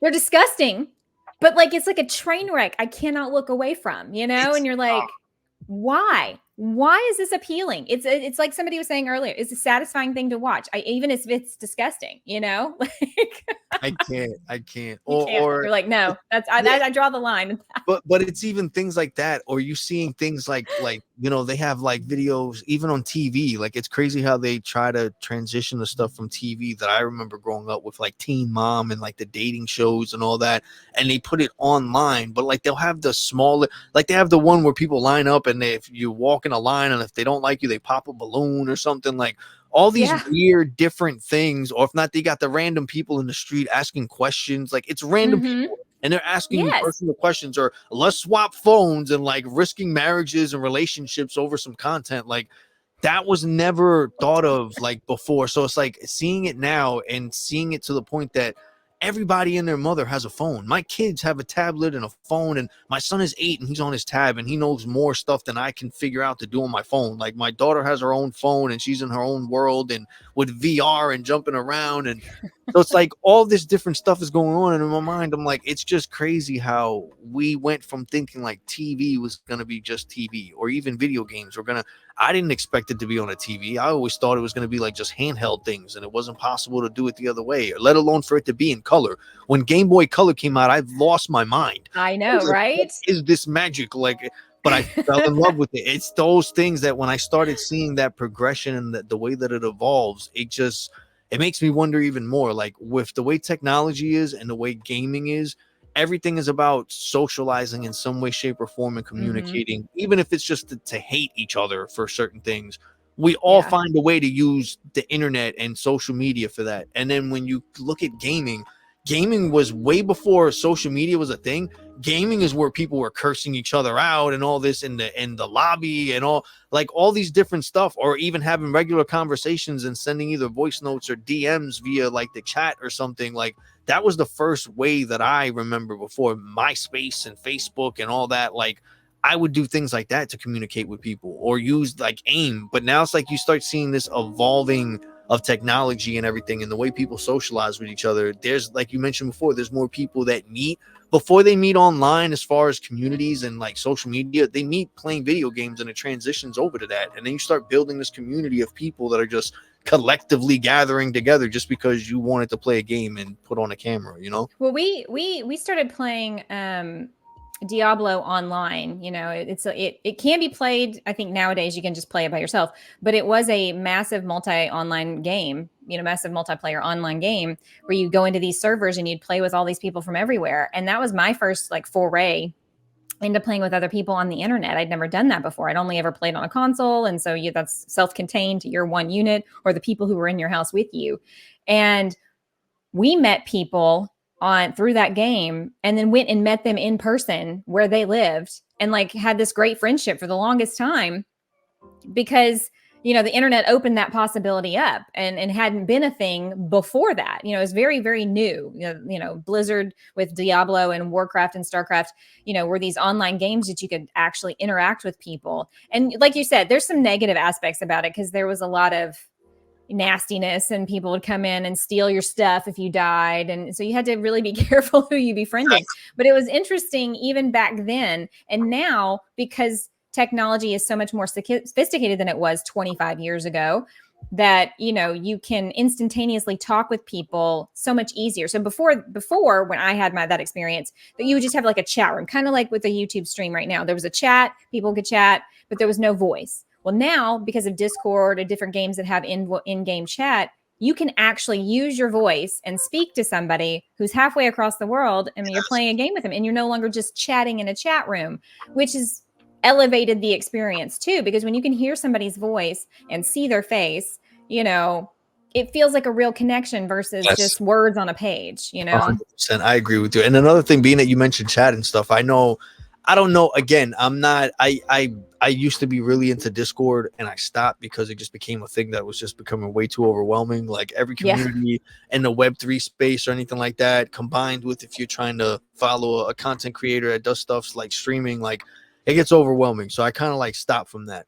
But what I did see recently is how apparently Discord is going to be combining with any of the new consoles or whatever also. So now it's going to be like an option where you can use while you're gaming. So it's like things like that. It goes making to show it easier. Exactly. It's making it more accessible right there in front of your face, where it's like right now, there's probably not a lot of people that use Discord, like in the sense of that use consoles. But now it's going to give them an excuse to go down that rabbit hole and start learning Discord and what they could do there. And that, so it just starts getting crazier and crazier the more that it evolves. But I like that. I like it's more excuses for people to connect with each other in different ways, not just verbally. And you don't have to be a gamer to utilize that. I've seen 100%. People have Discords for like similar interests, people who are big book lovers. There's book clubs all over Discord. If you're a big book lover, I love to read. It's one of my things. I haven't really joined any of the book clubs on Discord, but there are any photography, videography, hunting, fishing. Like there's a niche for everyone.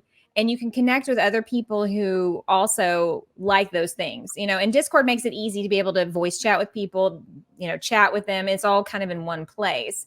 But you can do other things too. But I do feel like that experience, being able to, hey, I'm playing with 3 or 4 people and we're playing in this multiplayer game and we can all just hang out and chat and talk to each other rather than sit there and try to type back and forth, because that's so time consuming, especially when you're trying to play the game and you want to have a conversation. You have to stop playing, get on your keyboard, type, and then go back to playing and then stop, and it's just so much more of a flow. It's so much more efficient when you can just chat with people while you play. Exactly. It becomes a second nature. You're able just to glance over, you see stuff, and then it just starts building up to a point where you just become a beast at it. And it's like all the things you overthought about. At first, you were probably overthinking about your light or your camera or your sound.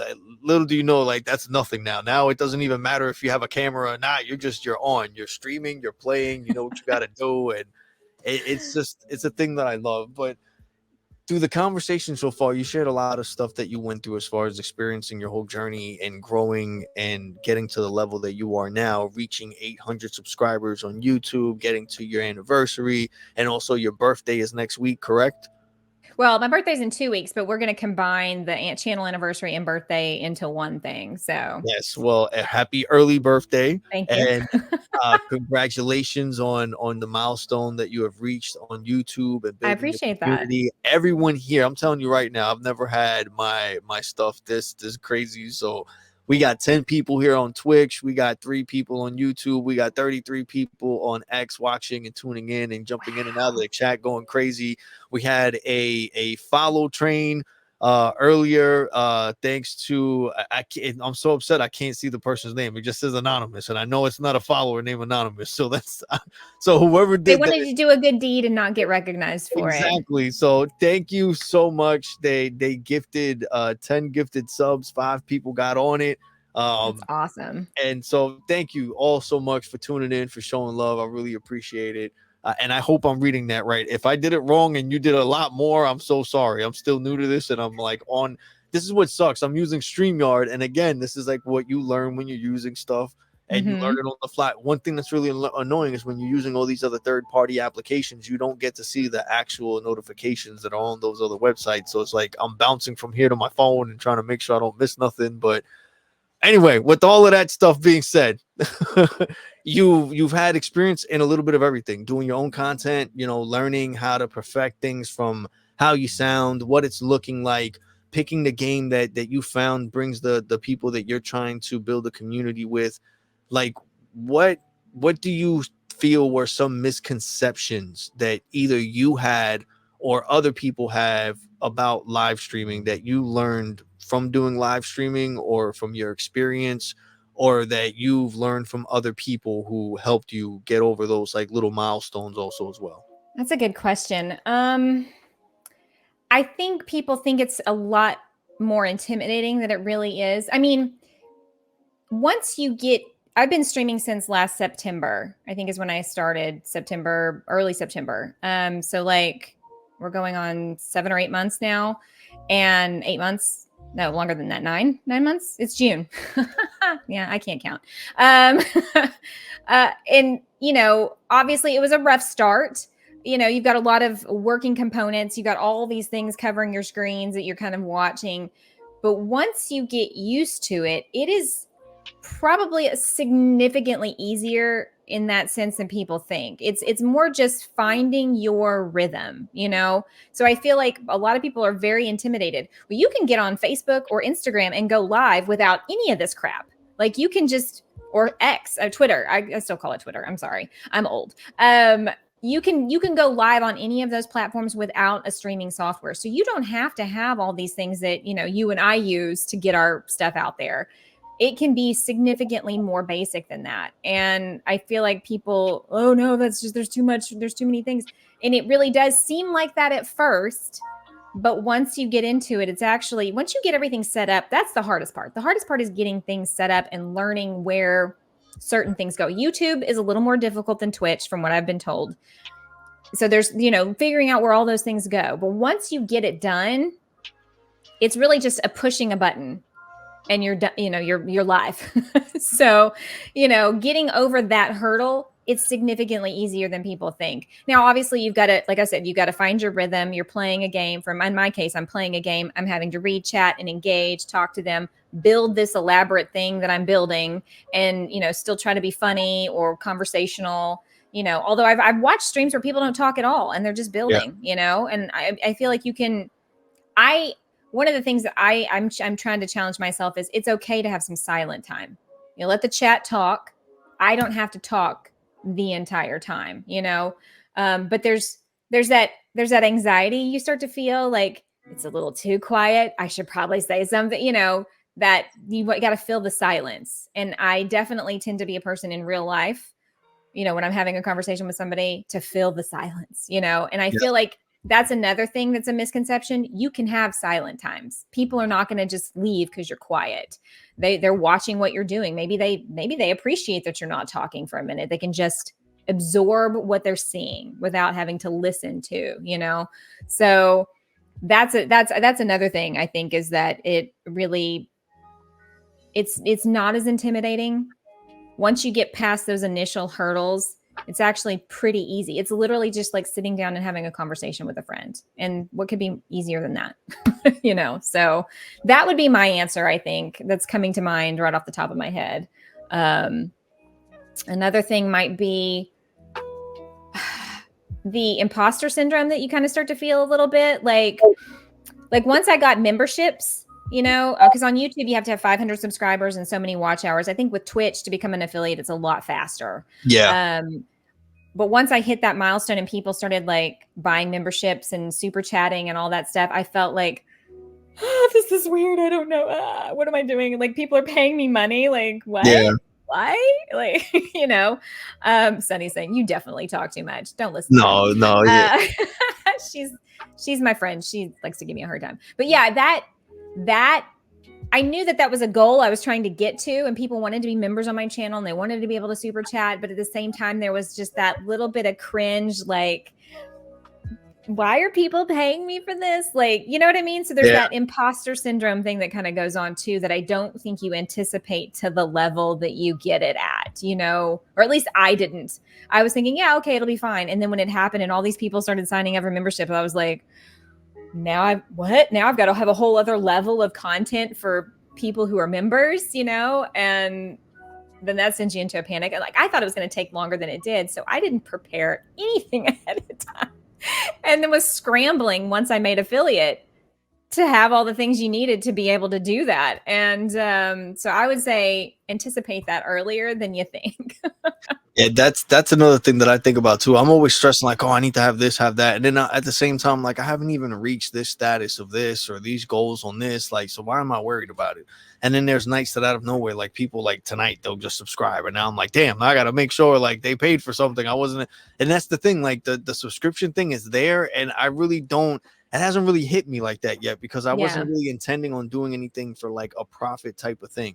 But I'm like, all right, now I gotta like try to think of something to do with whatever money I do get with it in a way that adds value to this or like supports other people or brings them something more than just saying, okay, we just gave this person money or we just like. And here's the thing that people have told me, and maybe this will help you. I'm still trying to work through it myself. So, it's a journey for all of us. But I've had some of my closest friends, and Sunny can hopefully attest to this. She's like, I want to pay to support you. I don't really care if I'm getting anything out of it. I like you. I like your content. I want to support you and the things that you were doing. So I don't care if I get some special thing as a member. I want to do this to be just a part of the process with you. And so I think that's how people mostly feel. I pay money to all these YouTube channels, sometimes it's the smallest amount, for their subscriber amount, but like, I would just want to be like, hey, I support you. This is me saying I like what you do. And I don't have to get anything from it. In fact, most of the time, I don't even join members only streams or watch members only content because I don't have time, first of all. But I don't feel like I'm not getting my value. But when it comes to me and I'm the one on the receiving end of it, it's like, I got to give them all the things, exactly. And they're not thinking that way, and so I'm getting there slowly but surely. I'm getting there. Yeah, no, like it hasn't really happened yet. Like, but when like things like this happen, like I start getting in the thing where I'm like, all right, now I got to make sure I'm putting out like more stuff and I'm more consistent. I'm more like Megan was in the chat talking about how she's going to put up her tarot card reading schedule for her live stream. And in my head, I was like, I don't even have a schedule. Like I just go on whenever someone says that they're able to go on and I'm there. That's it. Like, so it's things like that I know it helps and it plays a major part in the growth of everything. But again, it's like you're saying, it's like when you get to those levels and those steps, that's when you get the firsthand experience. And that's when it starts really sinking in like, all right, you got to do this. You got to learn that. You didn't expect it. And you're thinking like, all right, it's just good. I'm having fun. And then I don't want pow, 800 followers and subscribers. And then pow, it's your anniversary. Like, you get what I'm saying? So it's it's been crazy. And like, I had somebody come in one night and gift 50 memberships. Now I have my gifted membership tier set relatively low, but still that was a lot of money. That was like $100. And I was like, that's so generous. And like, back when I had a better paying job, I would do that from time to time. I would drop a, $50 super chat, or I would gift, 20 memberships or something. I can't financially afford to do that right now at this stage in my life like I did before. But like, I don't, and I don't think people realize, for those of us on the receiving end of it, just how much that means to especially for me. You know, I guess I should only speak for myself, but because like money is tight for a lot of people. The economy is crap. Things are expensive. We're not making enough to cover all the bills. And so for them to spend even little amounts, like $5, I'm just blown away anytime anybody spends a little amount. So when somebody came in my chat and gifted 50 memberships, I lost my mind. I like started crying. I was like, oh my God. Like, you know, obviously that's not going to happen every single time. Exactly. And I don't ever expect it. Whenever it happens, it's like a shock. And the little Stream Elements like notification sound goes off, and I'm looking over there going, wait, what? Who did what? What's happening right now? Because it's like, you know, I don't do it for the money, you know, although that's a nice side benefit. And it would be, and once I get to 1,000 subscribers, I can actually get ad revenue. So that's going to be nice. Because I've got 335 videos on my channel that could be generating some ad revenue, which would be nice, you know, just to have a little extra, you know, something. But again, it's not about the money. And, you know, I do have special things in my members only stuff, like very personal private vlogs, or like I said, car trips or experiences that I've gone on, or like me sitting down and telling a story about my life or this experience that I had. But I also do like members only game nights where they come in and we play like multiplayer games together, and they get one-on-one time with me. But I don't want people to feel like they have to pay for my friendship either. So that even on regular streams, I'll have people who aren't members like, hey, come over and play or whatever, because everybody's at a different place financially to be able to help. They want to, but they maybe can't because of situations. I don't want anyone to feel left out because of that. But there are people paying me lots of money every month, and I want them to feel like they're getting a little something in return, a little 100%. Piece of my life. So, you know, it's a weird line to walk. Yeah, exactly. Yeah. That's the thing that I think about also when you know, when I first saw PR ask her about her struggle bus. Yeah, she said, I need gas money for the struggle bus. This one here is a comedian, I'll tell you what. I was like, hold on, what's going on? That's so yeah, see, you guys definitely have a close relationship. Oh yeah. You know what I mean? Like, that's not even the worst thing she said to me. It's fine. So, you should hear our conversations in private. It's hilarious. There you go. There's an idea for a vlog right there, or a podcast. I don't know. That may not be good for all ears. You know what I mean? Most friendships are like that. Those are the best conversations. That's true. Though. Yeah, those are the best kind of conversations. Yeah, it's awesome. Ask her about the struggle bus. You know, I'm constantly on it. I'm destination Stupidville. All of us are. I believe all of us are. Anytime someone says that they're not going through something when it comes to finance, you're lying. You're definitely lying, because there's no way in hell. Yeah. Bread is like fucking $11 or something, like something. None of this shit makes sense. Milk is like freaking $12. Like, it used to be $1. Gas is crazy. Like my current salary at my new job used to be a comfortable salary. Now you can barely get by on that salary. And I'm just like, what world are we living in where the inflation has just outpaced salaries now to the point where we're all like struggling to make it. So that's why I'm always just so, so grateful when anybody was like, here, let me gift you 5 memberships. Like, that was hard-earned money that they just gave to me. And I know how difficult it was to get that. So thank you. Yes. And whoever it was that did that, because I keep looking at it and I don't know whether it was just 5 people or 9. Like, I see all these numbers and I still don't know what I'm reading. And I'm trying to go through the chat. I wish I could help you out, but I know nothing about Twitch gifted subs. I know, and that's the thing. Like Twitch, I thought I knew it, and then as soon as I started getting subs and all this other stuff, and I made affiliate, they started adding all these new things I have to learn, and I'm like, oh man, so here are more tutorials I got to look at on YouTube. Yeah. But it's a learning thing. I'm enjoying it though. You know, it's a process, but it's those things that, again, it's my first time experiencing that, and because of it's given me something to focus my energies into. Yes. It's a positive outlet, because I struggle. I'm in therapy. I've been in for several years, and I struggle with really negative self-talk and negative thoughts. The glass is always half empty, you know. And so this has been a really good. And I mean, that's a daily thing. It's an unconscious thought sometimes that can be negative. And you don't think it is because it's just so innate in your nature to think that way. But this has really kind of being exposed to so many different people with so many different struggles. And it really puts your own life into perspective. Like, wow, I mean, I think I've got it bad, but this person just shared a very hard thing they're going through. And it makes my thing feel, and not that you should be comparing, but it like really puts your own stuff into perspective. It pulls you out of your little pity party, or it pulls you out of your own ego, and you go, there are people out there who are really struggling. There's this one friend of mine. She's also a content creator, and her husband's been dealing with cancer, and she's got a lot of health problems.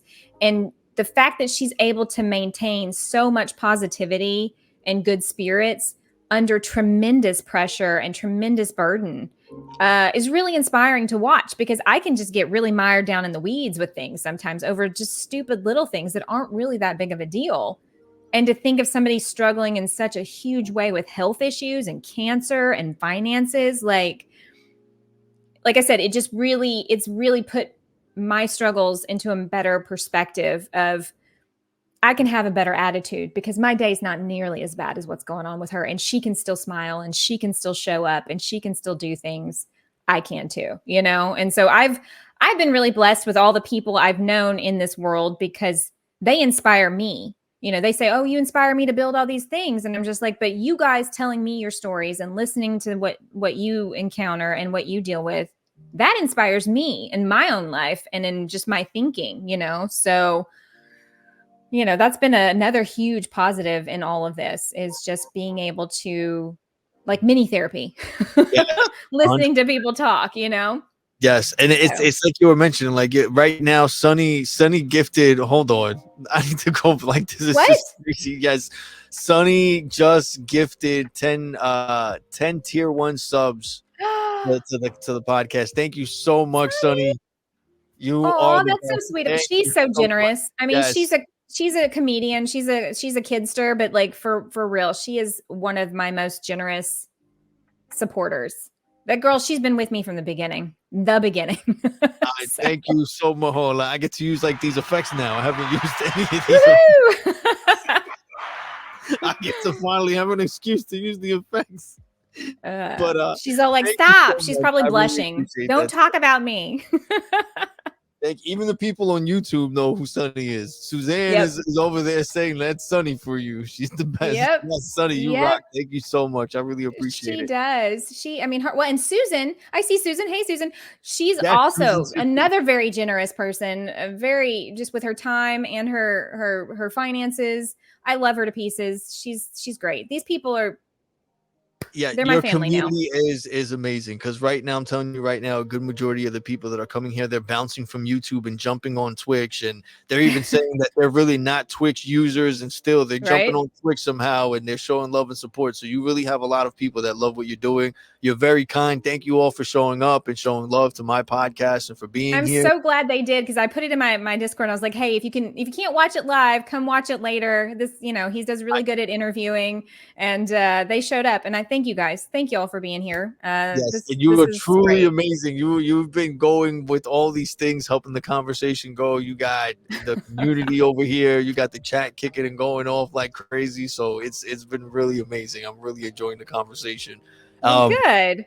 Before we go any further, though, I wanted to ask you, when it comes to all this community building and everything, what would be one of your most memorable moments of whether it comes to building community or experience and everything, as far as, you know, live streaming and learning new things? Like, what's the most memorable thing that you have in your mind that, you know, was either like the thing that happened to you, like, okay, I'm a streamer now, or I'm really a gamer, or I have my community? Like, what was it that you can remember that really got you to that point? Like, you know what, I think I made it to where I'm trying to get to, or at least I'm on the right path. I think putting myself out there in that way, and then seeing the immediate response overwhelms me more than I thought it would. Because I was like, I might never have more than 50 or 100 people, you know? And then like literally right off the bat, within just a few days, had 50 subscribers. And it was like, what? So that was really nice. Having people like Cans Alone from his channel raid my stream and then like do super chats and things like that. Or another guy in our community, Jersey Games, you know, the honor of him coming over and building stuff with me, and also talking about me being this great designer and builder, like just the compliments that I've gotten from people. But some of my favorite memories in all of this has been a group of friends of mine, Sunny being one of them, Misty, Rainy, and a few others, where we would play together. Flo, Ditzy, the old crowd would play together on Dinkum, and we would do these Friday night gaming streams, and nobody was probably really watching them. We were just doing them to entertain ourselves, right? And the laughter. I mean, I would laugh so hard with these ladies. My stomach hurt. My stomach muscles were like sore the next day. And just having that experience where I would laugh until I would cry. And then my friend Misty has been like making shorts from those videos that we did. And so it's popping back up in my feed from like last year. And just, it put the biggest smile on my face, and just all the memories of the late night gaming sessions, even the ones that I wasn't streaming, just hanging out with friends.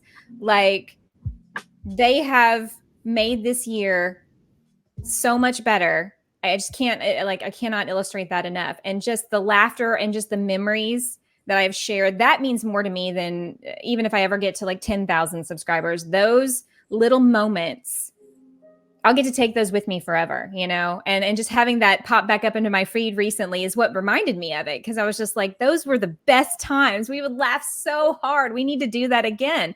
But, you know, life circumstances have kind of taken us all in different directions for the time being. And we're going to have to make a conscious effort to like, okay, every month we're going to play on this day with each other, because I feel like we all feel better when we're together and hanging out and just doing our thing and being silly. And it's not for anybody. It's just for us to have fun together, because life is hard.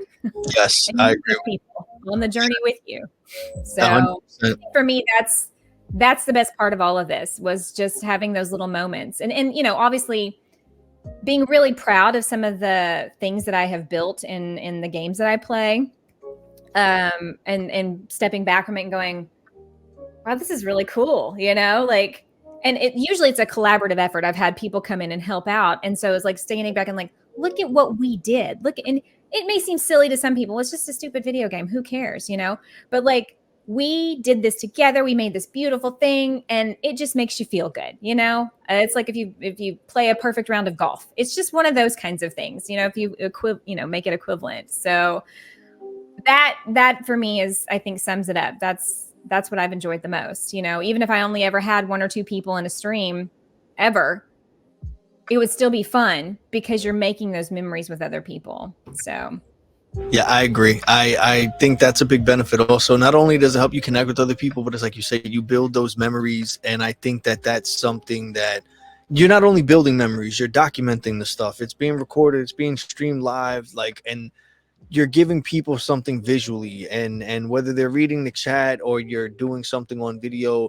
they have those things that'll trigger memories. The music you're playing in the back, the game that you're playing, the thing that you're saying, like, it's all Yep. these different things that they help build up that nostalgia, that when and if the time comes, like, they'll remember it and things will trigger the memory. And it's things that, like you mentioned, a lot of us need that. Life is tough, it's rough, and like I mentioned before, everyone is going through it. Some of them are just better at hiding it than others, but everyone's going through it. And you don't know how bad you got it until you meet somebody who has it worse. And then you really start looking at things differently, and you start questioning stuff like, you know, I've been sitting here beating myself up or taking my opportunities away because I'm thinking it's the end of the world. And meanwhile, there's someone else that's actually literally trying, and they're actually, or if not, they're looking at you thinking like, you know, you're their hope of showing them that they could do something. And you're just, it's surprising. It's surprising to see who looks up to you, or who sticks around with you and shares things with you or can relate. And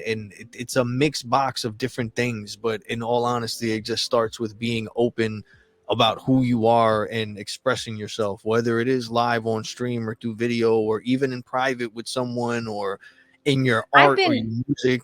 Like, I've been so honored to the fact that some people have shared some very, very deeply personal things that they're struggling with because of something I said. And they were like, that gave me the courage to tell you, X, Y, or Z.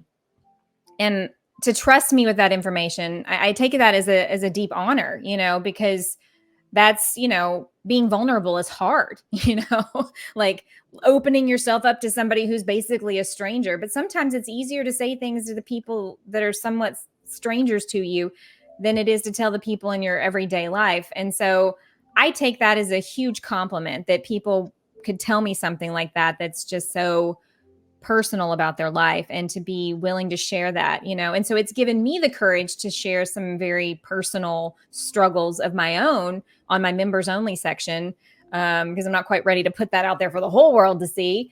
But it's given me the courage to put that information out there and show them, hey, look, just because it all looks all smiles and sunshine on the camera doesn't mean that it is in real life. This is the reality, and I want you to know that I don't have it as easy as you might think I do, or it's not all perfect for me. I'm just not skipping through life, and everything's wonderful. There are things that I deal with too, and you're not alone. That's, I think, because I can get to feeling really lonely about something and realize, but I'm not here by myself. There are all these other people, and maybe they're not going through the exact same thing I'm going through, but they can relate on some level. And so you just feel a little bit more connected. And I've kept that in the back of my mind the last several weeks, because anytime I ever start to just feel like, I'll text Sunny, or I'll get in a game with Susan and all of them, and just, pull myself out of that place, because I do have people. I'm not alone, and they're there, and I can rely on them if I need to, and vice versa. So gotta love that. That's the way it should be. That's the way it should be. That's what I believe things are supposed to be. And that's the way real society should just be with each other. And it's just weird that it takes us having to get that and build that relationship with people that we really don't know online, and do that when we got people that we know in person, whether it's family members or close friends, or what was that? Whether it's family member, close friends, or anything like that. Like, I just feel like for whatever reason, doing stuff online makes it a lot easier. Like, socializing with someone online and getting to know them, for whatever reason, it's an easier thing than finding someone in person and being able to I express think it gives you a little bit of a barrier. It gives you a little bit of an out if you need it, being online versus face to face, having a conversation with somebody. It's a little harder to say to someone's face, something vulnerable, but it's easy to type a message and send it to somebody on Discord or through email or whatever your choice of messaging service might be. And so I think this gives people just a little bit of wiggle room to be comfortable and vulnerable, but without being all the way, it gives them a little bit of a slide into it. So at least that's how I look at it. Maybe others don't, but that's how it kind of feels. It's a little bit of a gradual versus here we are face to face, and I'm going to open you up to this very vulnerable thing about myself. Whereas if I can kind of hide behind my computer screen, I can kind of like gauge just a little bit, like, how are they going to take this information? And then you can, go from there. So I think it gives you a little bit of a safety net. Yes, I agree with you. Because it's like you're saying, like, if you don't, it's hard to kind of block somebody in real life if you don't like them or you're kind of annoyed with them or something, Right. And then online, like, you kind of have that pillow where you can kind of, take things back, or, hide things that you post or delete or whatever it is. And we tend to overthink when we don't have those settings in real life. We want people to unsee or unhear what they heard, that we're overthinking, like, oh, maybe I shouldn't have said that to this person, or maybe I shouldn't have shared this, or maybe Oh boy, I've been there. and it gets to that point. So, and then you're overthinking. Little do you know, that person either respects you for it or really doesn't care that much, or maybe they do look at it in a certain way and it's something you should have done. But it's in the sense where I look at it, you shouldn't have to hide who you are. If you like something, or you're into something, or you don't like it and it's not your thing, like, regardless of what, you should let people know, so people know how they should do certain things around you. It's all a learning process. Not that there has to be rules and regulations for like every little interaction with someone that stops you from enjoying the moment or enjoying the experience of meeting someone new or anything like that. but everyone Yeah. has their lines of what they're willing to share with someone and willing to take in the sense of absorb. Like, I'm a big believer in energies, in the sense of someone has a crappy energy and I'm not trying to hang around you. Yes, I understand the struggle and I feel bad, but when you're around it too much personally and that person's always woe is me, it kind of gets you to the point like, damn, like I want to help you, but I can't, and you're not even helping yourself. So Yeah. it kills a lot of things. So it's like those things also, like there's times I've been online and I build these relationships with people, but then sometimes I see that they're not really doing anything to get themselves out of the funk that they're in. And then I start feeling really guilty. There's been times that I won't go to Yeah. sleep overthinking about people that I haven't even met or know from a hole in the wall. And I'm like, yo, are they okay? Are they fine? They're not answering messages or not. And I started like really losing myself in things like that. Or if it wasn't even things like that, it'd be things like missing out on certain things, like events that were happening or certain sales that were going on or projects that were dropping. And it's all these things that you overthink, and then when it's in person, it feels like there's a heavier weight to everything, to Yeah. every side look, to every side comment. There's like a heavier thing, like you're like, damn, like. And sometimes it's really not even that serious. It's the same online. It's a little difficult because when you're chatting and stuff, things can be misinterpreted for other things. But then, like, we have video and we have voice chat stuff, so it's like, You can see the facial expressions, you can hear the inflection, you can hear the yes, tone, yeah. There is some burden in some ways in this position, because people do share information with me, sometimes probably more than they should, and like you were saying, people don't get themselves, they get themselves into these situations. And I try to be nice. I try to show kindness. I try to show empathy to others, because it's been done for me and I want to pay that forward. There's some people that you come across and you encounter, and they just have a million excuses as to what you're like, okay, I'm going to have this conversation with you. I don't have a whole lot of time, but it seems like you're struggling and you need to talk about this. And then you start walking through the process. And because I've been in therapy for many years, I'll sometimes use some of the things I've learned to kind of talk to them. And when you talk to somebody who's got a million excuses for why they can't do something, after a while, you just kind of, okay, obviously you just need to chat, and I get that. But there has to be a point where you take some proactive action in your life to make things better, because I can't be your therapist every time you've got a problem. And so that's another layer of this whole like YouTube content creation world that I was not quite prepared for. I was not quite prepared to receive so much information from some people, but also be burdened with that constant need to be in communication.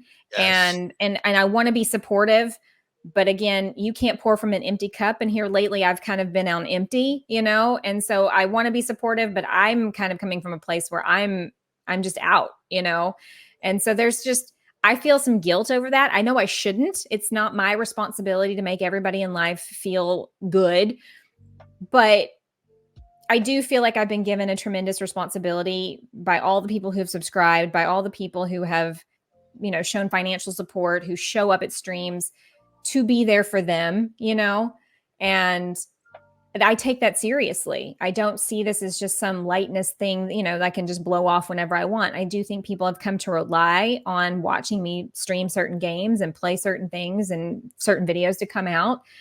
And that's an important privilege and honor, but it also kind of does sometimes feel like a burden. And everybody has been very generous. It's like, hey, if you never need to take a break, or you need to just not stream one day, like today, I was supposed to have a collaborative stream earlier at lunchtime, and a couple of the ladies weren't feeling good and having issues. And I decided, instead of streaming myself, just by myself doing another game, there's a whole laundry list of things I've been putting off. Today is the day to get those done, and not feel guilty that I didn't stream, even though I normally do every Friday afternoon,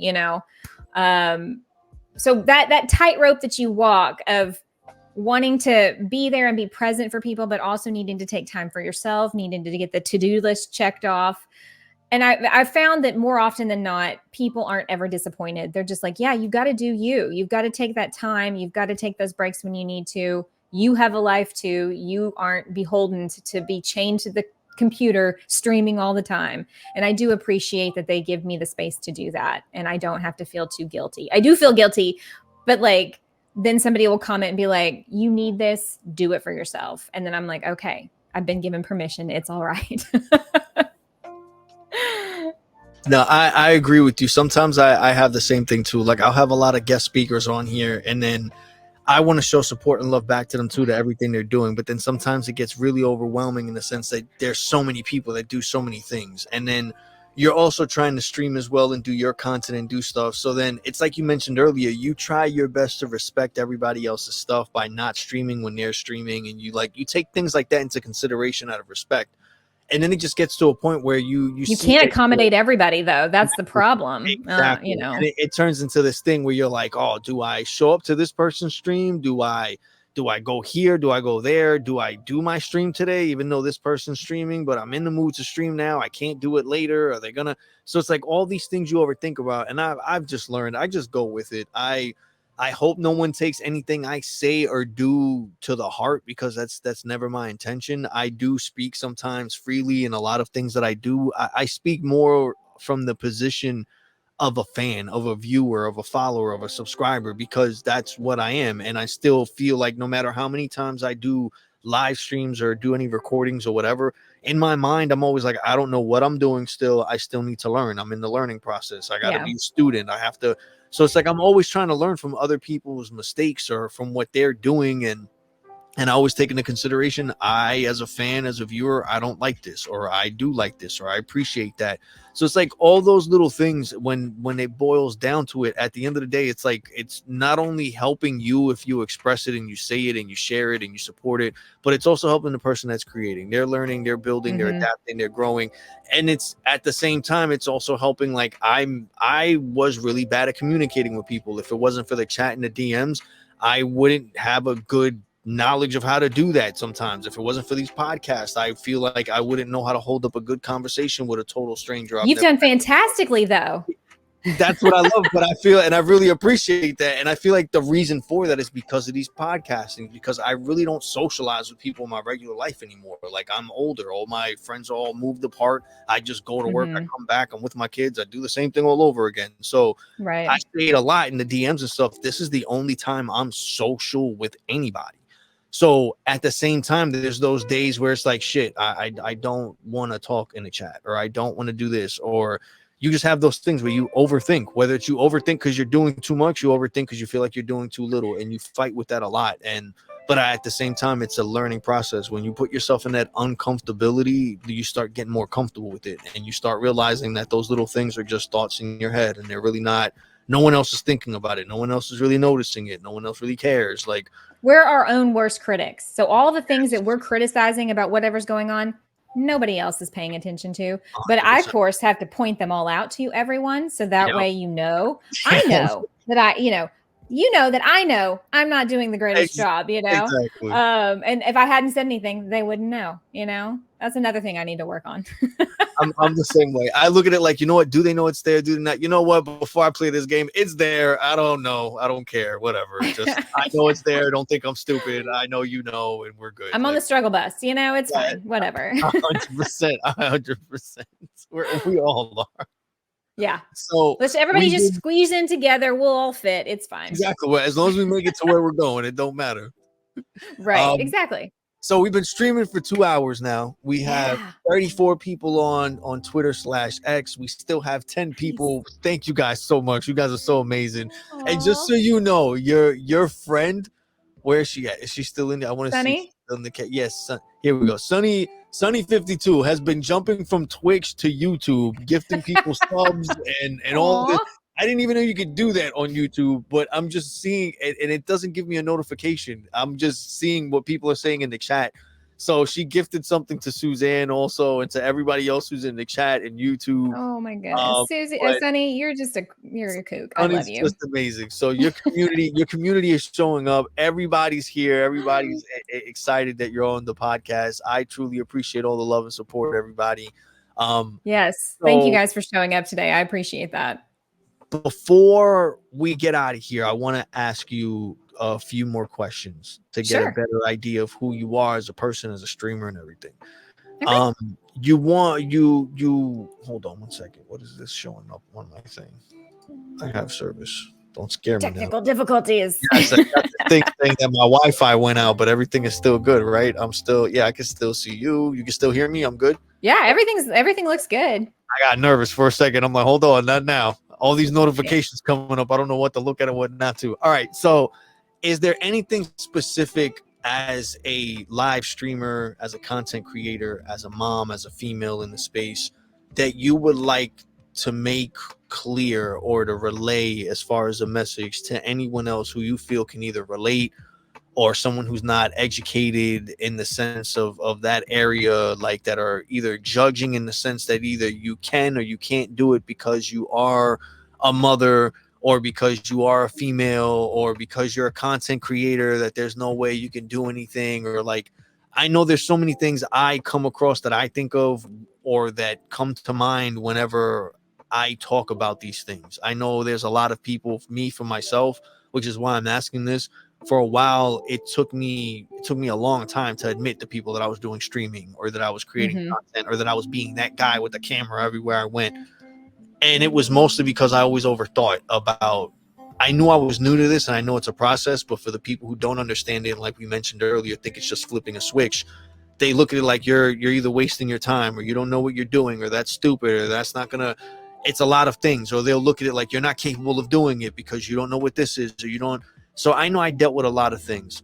Is there anything you would like to tell anyone else who would like to do this and is either too scared or feels like they don't have, like, besides the equipment, like the experience or the confidence or like anything that you've learned through all this that you want to make sure you get across to anyone who is even thinking about taking a step into content creating, streaming, gaming, or anything like that?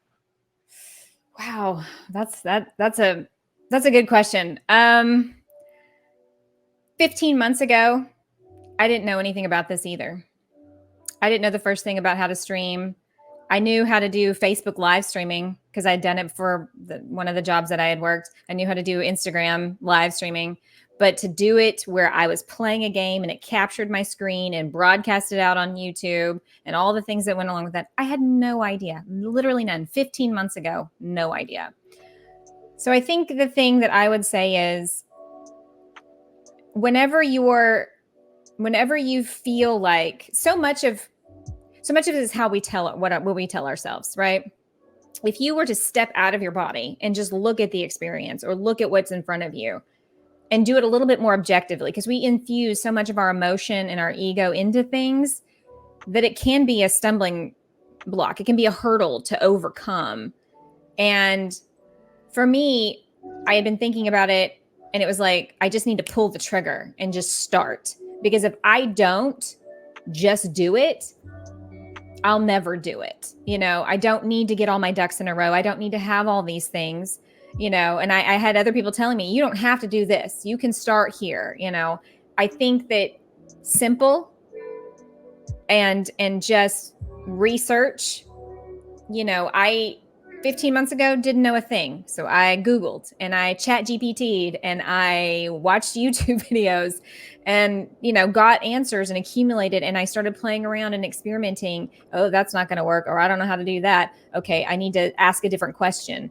And then I would reach out, once I had exhausted all of my search options, I would then reach out to people and be like, can you help me with this? And because like sometimes you just don't know how to ask the right question. A big part of the hurdle you have to overcome is knowing which questions to ask, because I will type something into Google and it's not the right thing. And if I had just typed the right thing in, I could have had the answer so much sooner. So that's a big part of it, is knowing what things are called and how to, so I can see how it looks very overwhelming. But if you want to do something similar to this, you want to start a podcast, you want to be an influencer, you want to play games on the internet, or you want to, maybe you're an artist and you just want to live stream the art you create, which I think is fantastic. Just get started. It'll be crap in the beginning. It's going to be shit. That's how it is. That's the trial by fire. We all have to graduate up.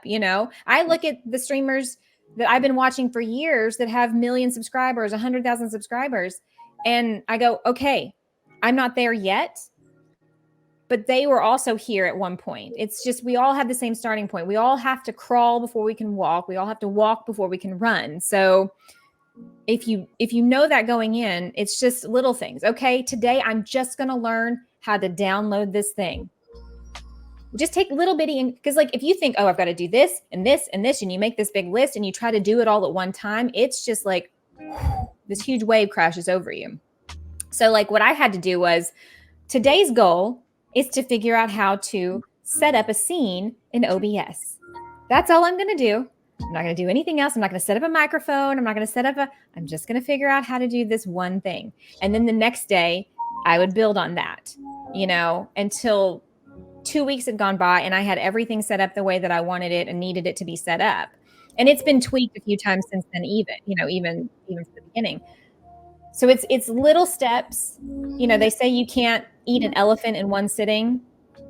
You have to take bites. And I think with anything like this, when you have you're not a big technical person, you don't know a lot about computers, you got to give yourself grace for one thing. But two, if you just learn one thing a day, one small thing, a quote that keeps getting told to me over and over again is, we overestimate, I'm going to get it wrong. We overestimate what we can do in a day and underestimate what we can do in a year. So I feel like, and I can't take credit for that quote, but it's definitely like that. Today I can do this. Tomorrow I will learn the next thing. And then the day after that, I'm going to learn this. And then eventually you have this collection of knowledge that you didn't have a month before. But if you had tried to learn all those things in one day, you'd give up. I can't do it. And then you'd walk away. And so my thing is, take it slow. You're only in a race with yourself. There's nobody else in this race with you, just you. All you're doing is trying to be better than the person you were the day before. And you're better quality, better content, better ideas, right? It's only with yourself. I have a hard time looking at other people, what they're doing, and comparing and going, oh, I need to be doing that. Or no, take that out of the equation completely. Forget everybody else. Take all that noise, put the noise canceling headphones on, focus on what you're doing, because that's going to be another thing that trips you up in the end. Focusing on what everybody else is doing. Oh, well, they did this, they did that. I'm not doing that. Forget them.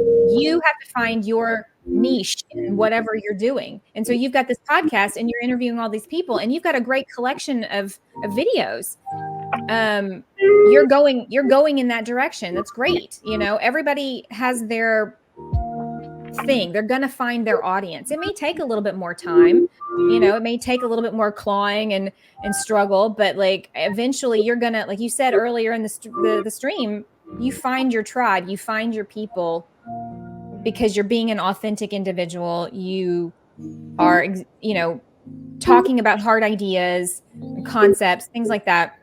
People gravitate towards that stuff. So that would be my advice, is take it slow. You're only in a race with yourself. Don't compare what other people are doing, because it will be the death of any success that you have. And anytime I start to slow down in my forward motion is because I'm looking back. I'm looking what other people are doing. The windshield is so big because that's where you should have your focus. The rear view is so small because you don't really need to be looking back there. What you did yesterday, it's over. What are you doing tomorrow? So there you go. I really truly love that. I strongly feel the same with a lot that you said. And it's true. A lot of us have an issue. We either overcomplicate things because we like to overanalyze ourselves, or we compare ourselves to others, or comparison is the thief of joy. Yes, 100%. So, and I'm bad about that. So I'm preaching to myself when I say it. I believe that. I believe that also. I believe all of us we're amazing at giving advice and we suck at taking our own advice. But I strongly feel that a lot of us deep down inside, as much as we like to claim that we're lost and we don't know what to do, we all know the next step that we're supposed to take. We all know the things that we're supposed to stop and give up, and the things we're supposed to change. But we just fight with it because we feel like either we're not good enough, we're not worthy enough, or we tend to just hold back and think that it's not possible, that we don't have what we need in order to take that step, that we're not strong enough, that it's a lot of things. But at the end of the day, it's all self-doubt. It's all things that we bring into ourselves, and we're allowing the things people say or how they think or what we think they might be saying and thinking stop us. And at the end of the day, none of that matters. It's literally you. You're the one who's with you 24 hours a day. Like no one else has. No one knows what you're doing, what you're thinking, what you've been through, but you. No one knows you better than yourself. So it's just that one can hope anyway. Exactly. I know, right? With technology now, with everything, who knows? Big Brother's always listening or something, but it's true though. It's true. It stops a lot of us from doing the thing that really can unlock our true happiness. And I appreciate you for saying that and for sharing that. I appreciate you for stopping by. It's a hard lesson learned. It's a journey. You're not going to get to a destination ever. It is a forward motion, always climbing. Because I know where I was 5 years ago. I know where I was 2 years ago. I know where I am today. I'm hoping that I'll be that much further up 6 months from now, a year from now, 3 years from now. So it's a constant journey. It's not a destination. So, and that's really hard because I want to accomplish something. Damn it. I want to get there. I want to, but the joy is in the journey, not so much the destination, So I got to keep that at the forefront of my mind. And it's not easy, especially given my mindset. Sometimes it's not an easy concept to really wrap around and embrace, So again, I don't say any of it. It's a lesson I need to continue to learn myself. So. I can relate. I think a lot of people relate, and that's why you have the community that you have. You're very open and showing that and expressing yourself in that way. You have all these amazing people that are here for you and to support you, and they're all saying amazing things. And thank you again, Sunny, for everything you did. Sunny even got Suzanne to create a Twitch account and all of this, and she hopped on Twitch. So hey, Susan. It's crazy. And thank you, Robert, also for being here. EBH, I can't even read your name, man. Contemporary? Yes, contemporary. I overthink so much, so I don't know whether to read a chunk of it or all of it, but you guys know who I'm talking about. And then we also have, who else? Dylan came by. We had, what else? Megan was here for a while. I think she's still here too with Full Moon Children. Daniel. Yep. So many of you. Nacho, Brofit was here for a bit. Soggy's in and out of the chat. So everybody, thank you so much for coming here, for showing love and support. Thank you to everyone who subscribed. Thank you, Suzanne, for no, it wasn't Suzanne. It was Suzanne, right? No, Susan. I'm sorry. Susan. No, it was no, Sunny. Sunny was the one, yes, who gifted all the subs. Yes. Thank you so much. I really appreciate that. It's the first time I experienced it, so I'm sorry I did it a little late, and I didn't catch on until my phone started glowing red. I thought something happened, but no. Thank you so much. I appreciate you guys for the love, for the support, for the experience, for me being able to have this moment to just learn and really just be inspired. Like I mentioned, it's really clearly obvious that you know what you're doing, that you enjoy what you're doing. And I've got him fooled, y'all. You probably do, but at the end of the day, there's no way that you've been able to get the amount of subscribers you have that turned into people who are in a community, who are showing up for you like this and showing love and support, if you weren't a great person, and you weren't doing something right. And I'm a strong believer in that. I believe actions speak louder than words. And when people see that, it makes them, they're willing to back you up, and they're willing to be there and show up. And you have, from this to your daughter speaking to me about you and your stuff. Like, I honestly, in my mind, this blew me away. This goes to show me, you're doing a lot of stuff to the point that you're very active. Those 1 videos a month and a week and everything, all that stuff and all those goals, really just show that you're putting in the proper time and effort, not only in caring about the games that you're playing and what you're recording and how you edit, but to build these relationships with these people. Because if not, you wouldn't have these people showing up like that and people speaking so highly of you. And it's great. So you give me That's hope. so sweet to say. It's true though, and the way that you carry yourself and present yourself, it gives me hope in the sense that there's other like-minded people out there that are willing to turn on a camera and express their feelings and share, their personal lives and what they're interested in, and build these relationships with people, it shows that it's actually for a reason. It pays off. You might not be the famous person that all these other people brag about, in the sense of reaching millions and millions of followers and making cajillions of dollars. But at the end of the day, it's like you mentioned, these relationships that you build with these people are way more valuable. And Yes. see that even Oh, more now absolutely. with Yeah. what you did. And I just want to say thank you for that. Thank you for being an amazing guest. Thank you for bringing all these amazing people over here to show Oh, love and good. I'm so support. glad. You are I'm so honored that you would ask me. Thank you so much. It's been a lot of fun. I was like, I don't know if I'm going to have enough to say for two and a no, half you hours. I did should have known amazing. better. Like you don't understand. Like I wish I could show the questions. Like I try not to, so people don't anticipate it and it's more normal. But it's like if I were to show you the questions that I had and you lined it up with the timing of the video and however you literally were like going down and in my head I'm like, yo, she's answering everything. Like this is great because she's hitting everything. But at the same time, I was like, I'm worrying. I don't want to ask the same question twice. I don't want to No, ask you've something. done. It's been awesome. Like I said, I've had a little experience doing a podcast myself. I do this streaming a lot, so I can fake it. You know, yeah, no, you know what you're doing. You clearly like you were in control of the whole thing, and I loved it. I'm like, yo, she's like on a roll right now, hitting so many things that I can just bring up Be and talk careful what you about. ask for from me. I can talk your ear off. Hey, but still, it's good because you're being informative. You're sharing from your experiences and the way that you present yourself and the things that you say and how you go about saying it. It goes to show like you're really thinking about what you're saying, and that you can't fake the funk. I say that a lot. And you Yeah. can see that you actually care about these people that you're communicating with and socializing with. You care about the things you're streaming. You care about that you're streaming. Like everything, it goes to show like you take it seriously. It's not like this thing that you're just like, yeah, I do it, whatever, I don't care. There's people here, they pay me, they follow, whatever, bye. Like Yeah. you actually care, and it shows. And I have a lot of respect for people that do that. You know what I mean? It's not easy to put yourself out there.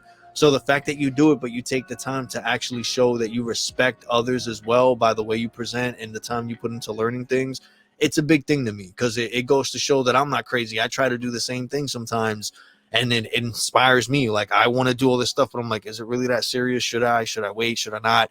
And it shows from what you're showing and how what you're growing and how you've been building stuff. It gives me hope. Like, you know what? I want to get to that level. I want to work my way up to that. Just think about how you said earlier, though, I'm not very good at conversation. I'm not very good at communicating. And yet you have all these conversations on your Twitch, all these videos of people you've sat and talked to. And I watched some of them, and I watched the one you did with my daughter, Megan.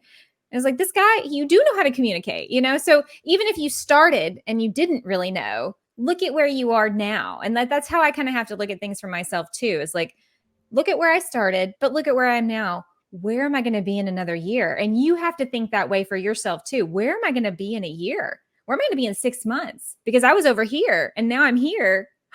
Like I feel like that should give all of us this like surge of like hope and adrenaline. Like True. if we keep that attitude, then just imagine what you can do in 6 months and where you'll be in 6 months. It's what I tell myself anyway. So. No, but it's true though. It's true. And what I love about it is like when people such as yourself that say it, that can actually show proof in the work is great. And that's what I really enjoy about this. Like I get to have the conversations, and I get an excuse to edit and live stream and everything. But at the same time, I like documenting it and sharing it, not so people can learn from the conversation also, but just to see like the same way that you're saying you didn't know how to start or what it was and you got going, and look at how you are now. I'm trying my best too. Like you're mentioning all these episodes and I still feel like I suck at it. And it's just because in my mind, I want to make sure that I'm constantly improving and I'm learning. So it's like people like, you know how to stream and I don't know how to do this. You know more than me. I'm like, yeah, but I still suck. And they're like, but bro, you know how to connect things and how to merge this and have a background and do the sound. And in my mind, being that I've done it so repetitively to this point, it comes off like it's nothing. And I'm still thinking in my mind, I still need this. And I'm not like, you're always chasing that thing of what you want to be. And little do you know, you're already that person or you're already at that level. It's just the thing of the consistency. It's not, But here's the thing. Sometimes just showing up is enough. Just True. showing up is enough. True. All the production stuff, we think of it because of as being content creators that's really important. But for those people who are in chat right now, watching and listening, just showing up. True. You show up and you talk and you make connections with people. And I think that matters more than any of the other things, at least that's the feedback I've gotten. And I would think that your followers would agree with that. Just showing up, and putting it out, even if it's a crap conversation or if it's a crap stream that day, or I built the crappiest thing. I showed up and I had a good time with friends, and that's all that matters, And so I think we are so hard on ourselves. And I think that you have to do that to push yourself, right? You want to get better, you want to grow, but you also have to look at it and go, but I did it today. May not have been great, but I did it, and there you have it, so 100%. No, it's true. Yeah. You're right though. And it's a hard thing to really absorb. I'm still figuring that out too. I don't say that as an admonishment at all. I have to tell myself that every day. At least I showed up. At least I did it. I didn't talk myself out of it that day, Exactly. That's the most important part of the battle, I think. And Yeah. I do, and it does. It helps when you have that mentality, but at the same time, when you have people such as these people that are, like I mentioned, they're just supportive. They show up the day that you're thinking that you don't got it in you to show up. They got you, and they're there, and they're pushing you like, "Oh, you got it. Come on, let's go. We need it." And it's just crazy. It's something that you didn't know you needed or didn't even know it existed out there. And when you find it, it just gives you that motivation to want to keep going and keep trying to improve. And it's great.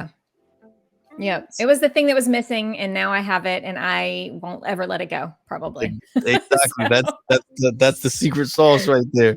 So once there again, it is. Thank you everybody for tuning in. I really appreciate all the love and support. Sarah, thank you so much. You were such an amazing guest. Thank you for having me. This was a lot of fun. It was a new and different experience to have, and I really appreciate you inviting me to come do this with you. And I thank you so much for coming by, for stopping and chilling with us, chatting it up, sharing a bit about yourself, giving us some more information and a look in the other side of the camera when it comes to streaming and gaming, and for bringing your amazing community to represent your love, and for all the other people that are always here. I don't know if I say I got my own little community, but for Nacho, for Soggy, for Megan, for BroFit, for everybody who showed up, I really, really, really appreciate it. Thank you so much for the love and support. For everyone who showed up on YouTube, you guys, normally my YouTube thing is never popping up, so you guys are going crazy right now. I really appreciate that too. Nacho, thank you so much for hopping back and forth. Susan, thank you for making a Twitch account just to get on the chat. And Sonny, thank you so much for the gifted subs. I really appreciate that. And everybody, please make sure you go and show Sarah some love. If you want to follow her or check her stuff out, wherever you are listening, wherever you are watching this episode of Clocking Out, all her contact and profile information is going to be in the description below, wherever you're watching and listening. Make sure you go and show her some love. Check her out on her streams and check out some cozy gaming. And this has been another episode of Clocking Out. Sarah, thank you so much. Have a great night. Thank you, guys. I love y'all. Stay safe. Peace. Bye.